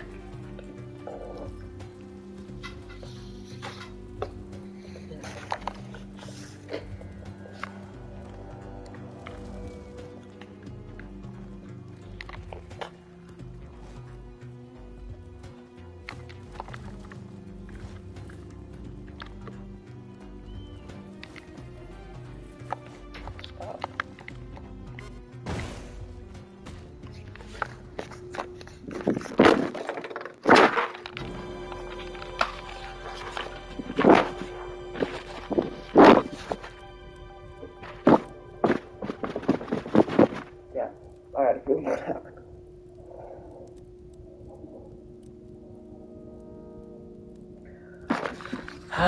had a feeling that happened. I don't know why I didn't just do that. I really shouldn't have done that though. I should have realized the risk. Not that.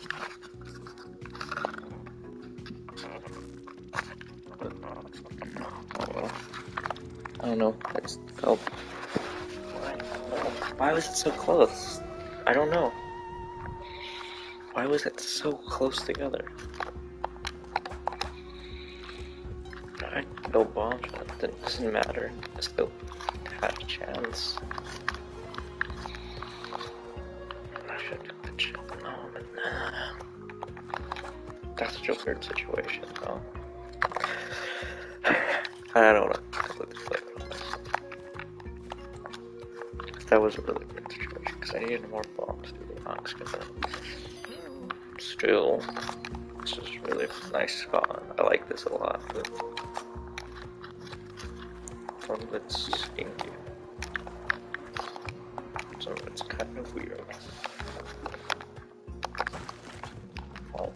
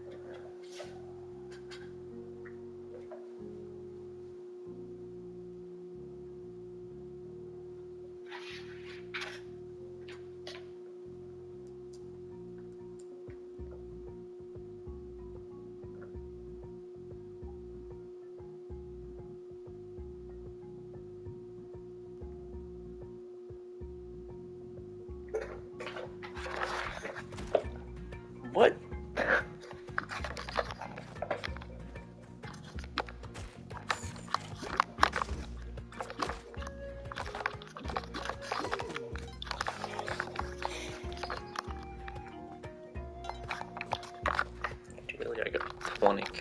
That's 6.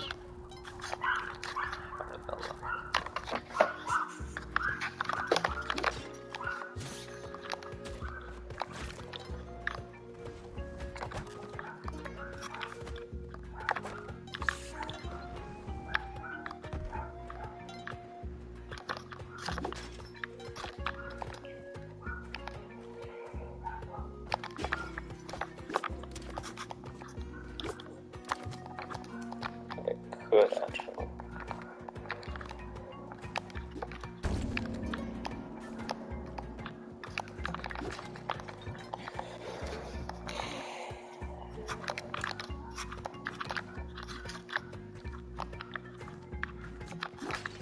Oh my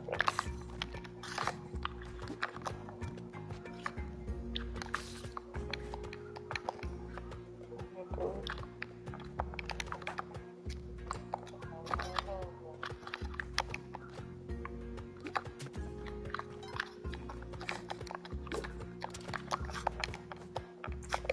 Really fast though.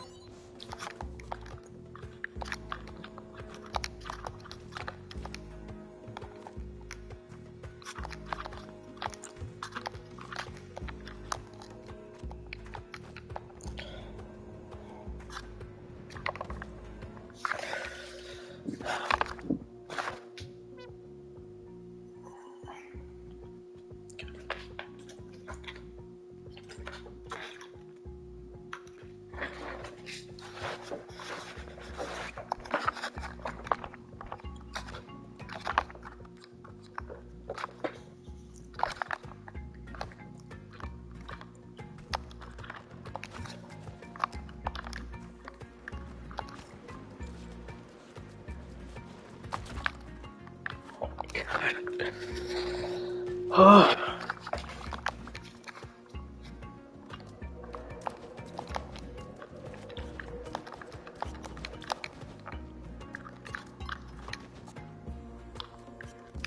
Not perfect.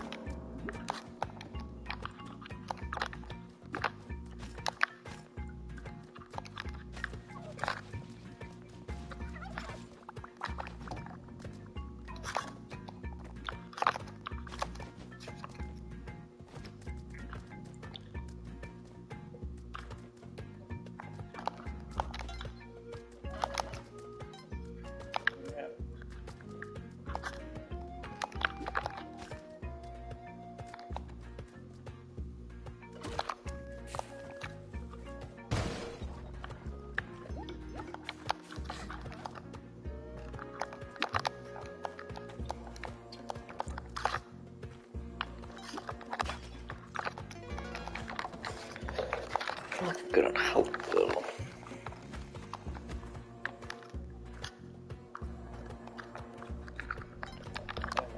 Cards, right. I played it. Cards. I played it. Get it.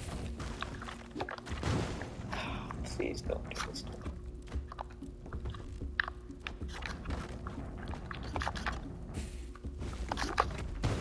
Oh, please.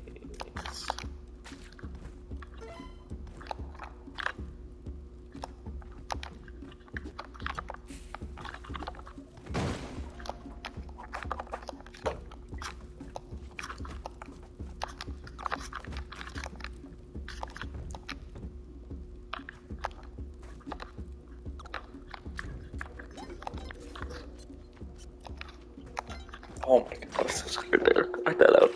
Didn't you do fall damage.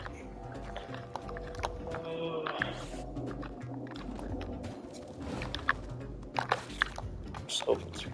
It's the same thing. It's fine.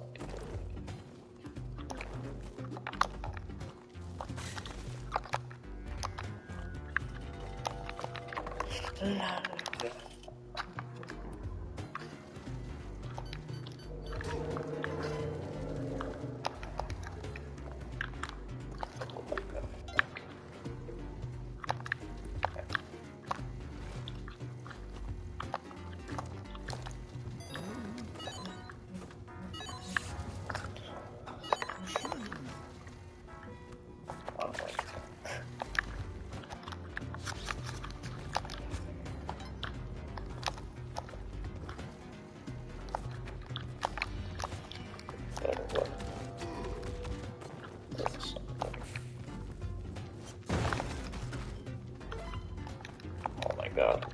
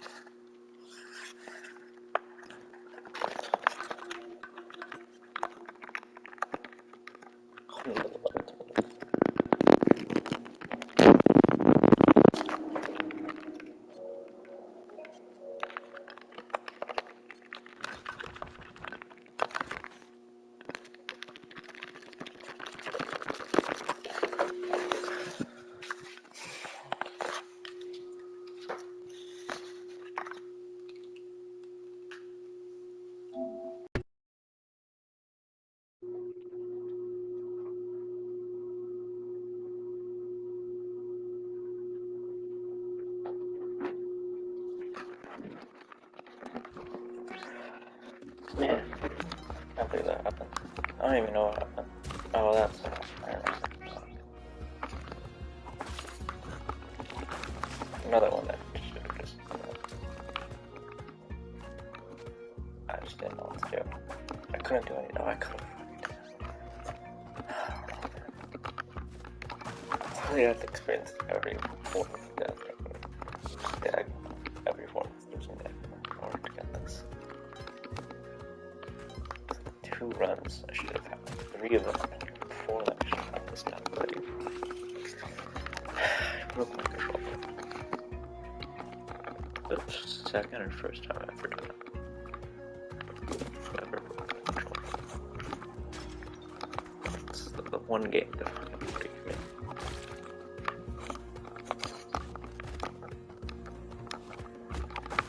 It's the one game matter. It's just pretty sad.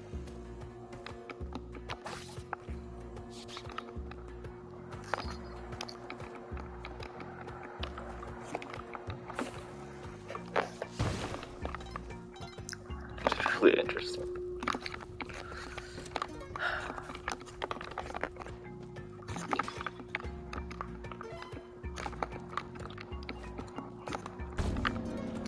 Climbing gloves, I hate climbing gloves.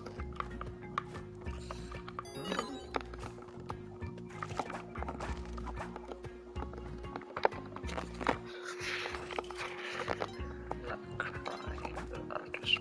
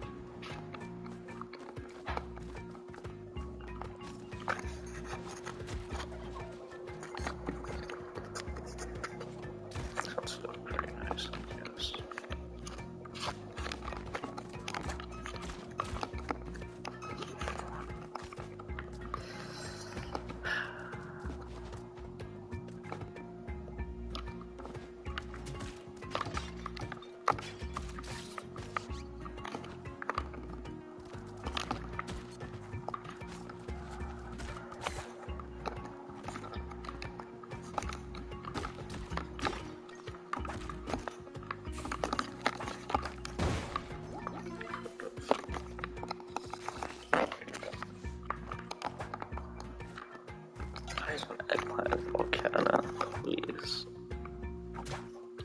like, really, I think it's so much better by getting it early on. I've been doing this for 4 hours? Holy shit.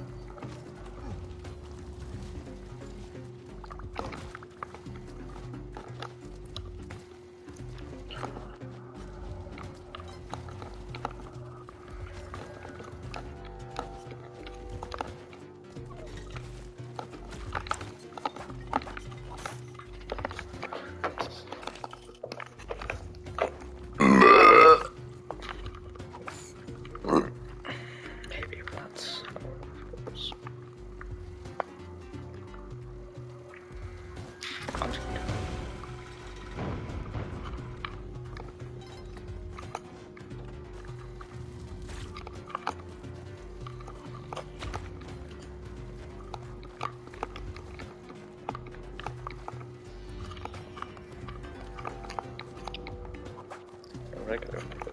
Oh yeah. Right now. No.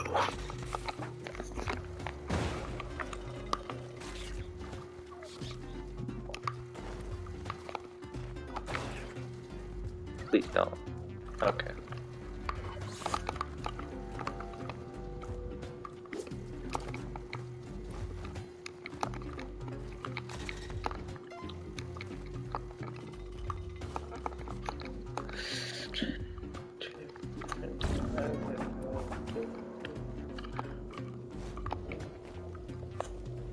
So you're gonna shop here? Probably not.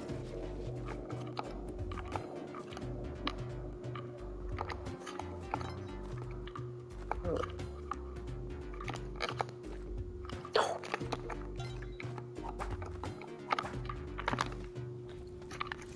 So.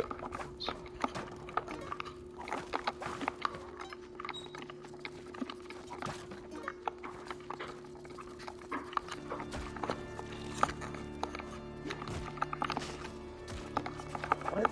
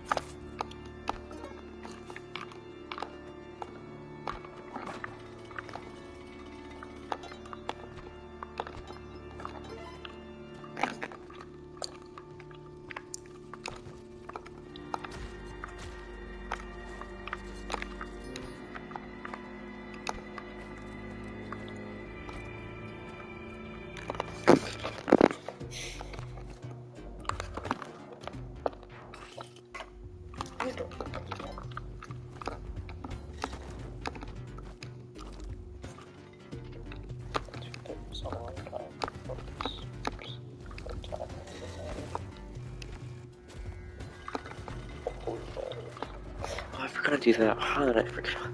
It's not even happening. That's kind of crazy, actually.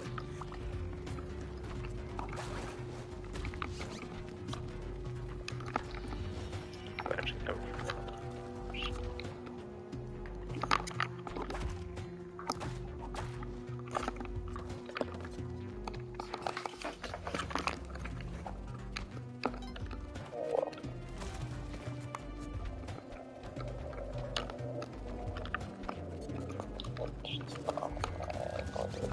it's fun. Eggplant. It's gonna be like an asshole. No? Okay. Should have.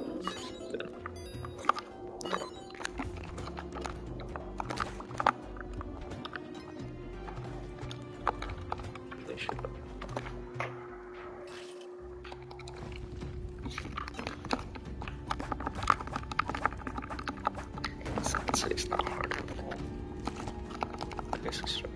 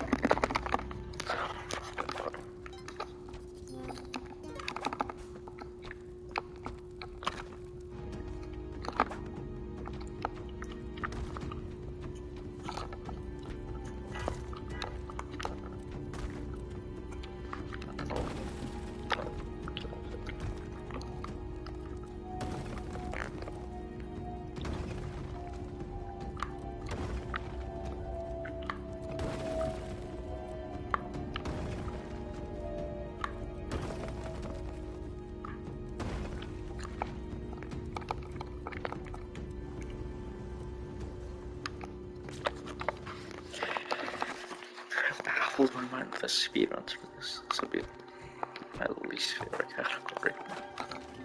The worst category. But obviously it's not a Spelunky speedruns work. Since there's so many categories, it's hard to just one. Like I'm doing right now.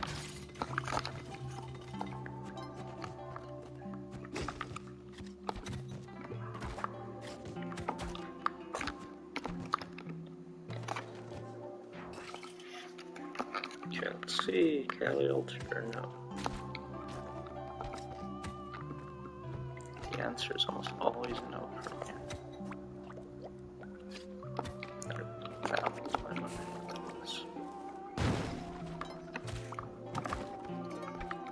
Actually, people recommend doing it this way.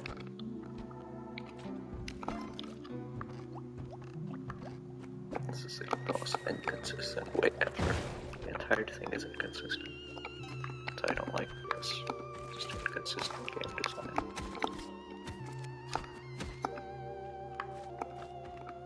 It's just retarded.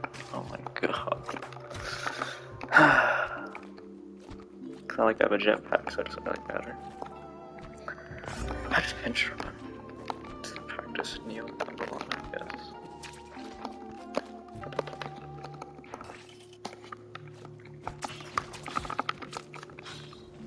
I don't want to do that.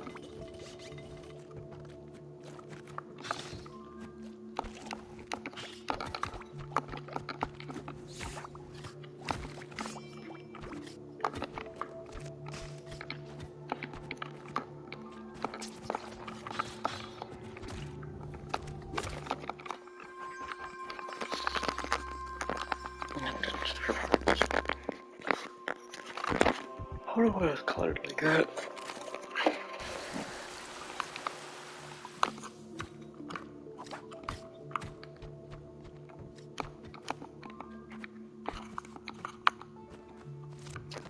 Animation is so long.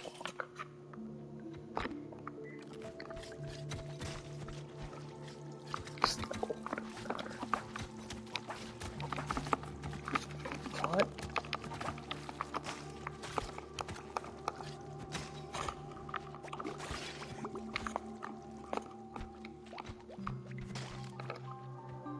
Stick to the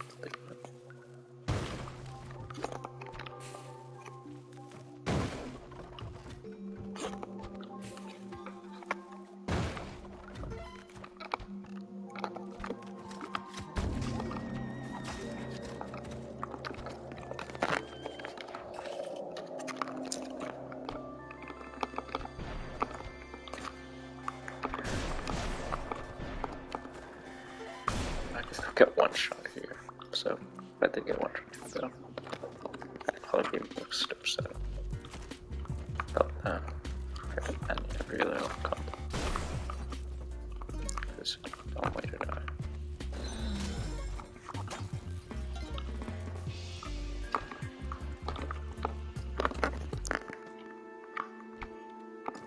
Guess that was really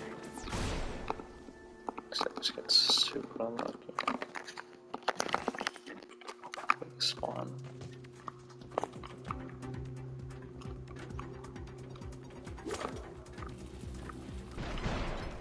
Not good at awful at this game. That's bad. That's really unlucky too. I would have had a knock. That was a real run.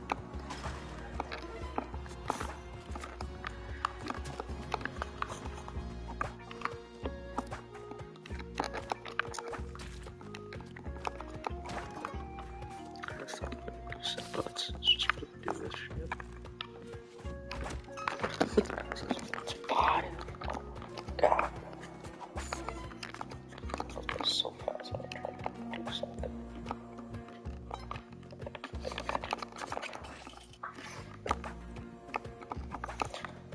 That is truly a weird concept.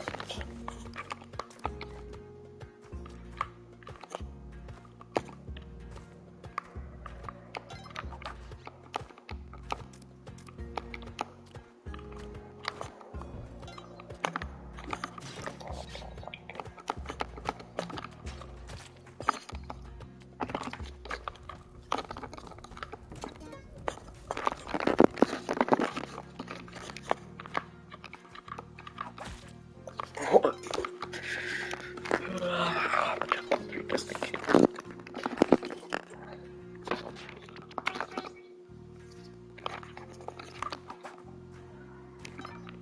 I want to go to Quebec every single fucking time. I don't like the mines.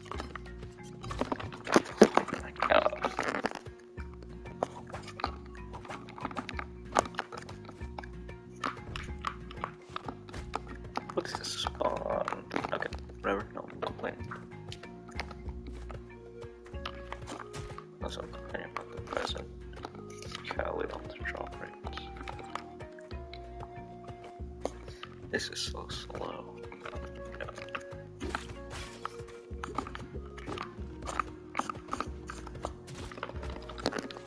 What? What just happened?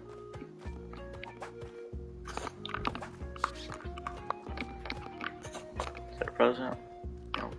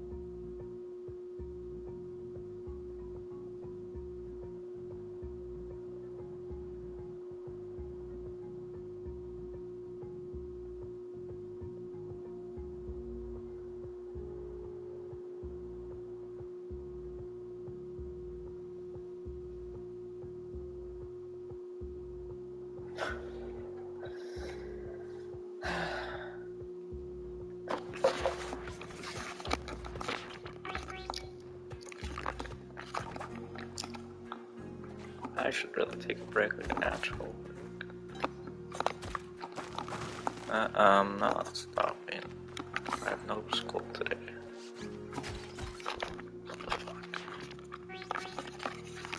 I'll need all this time. Very young.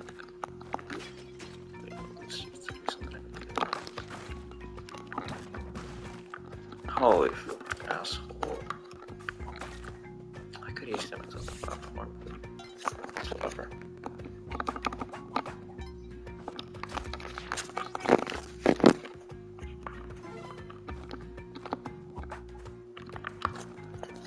How long have we been playing? 4 hours? Okay.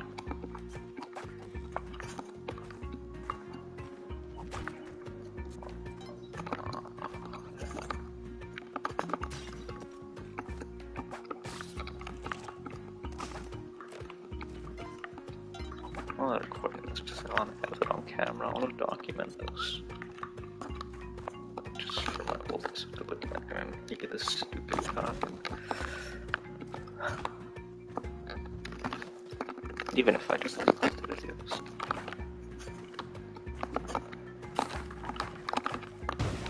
I had one that was so close to my first attempts ever on this. It was recorded. It was so close. I just forgot I was doing my stupid thing. And another one with Quill and died.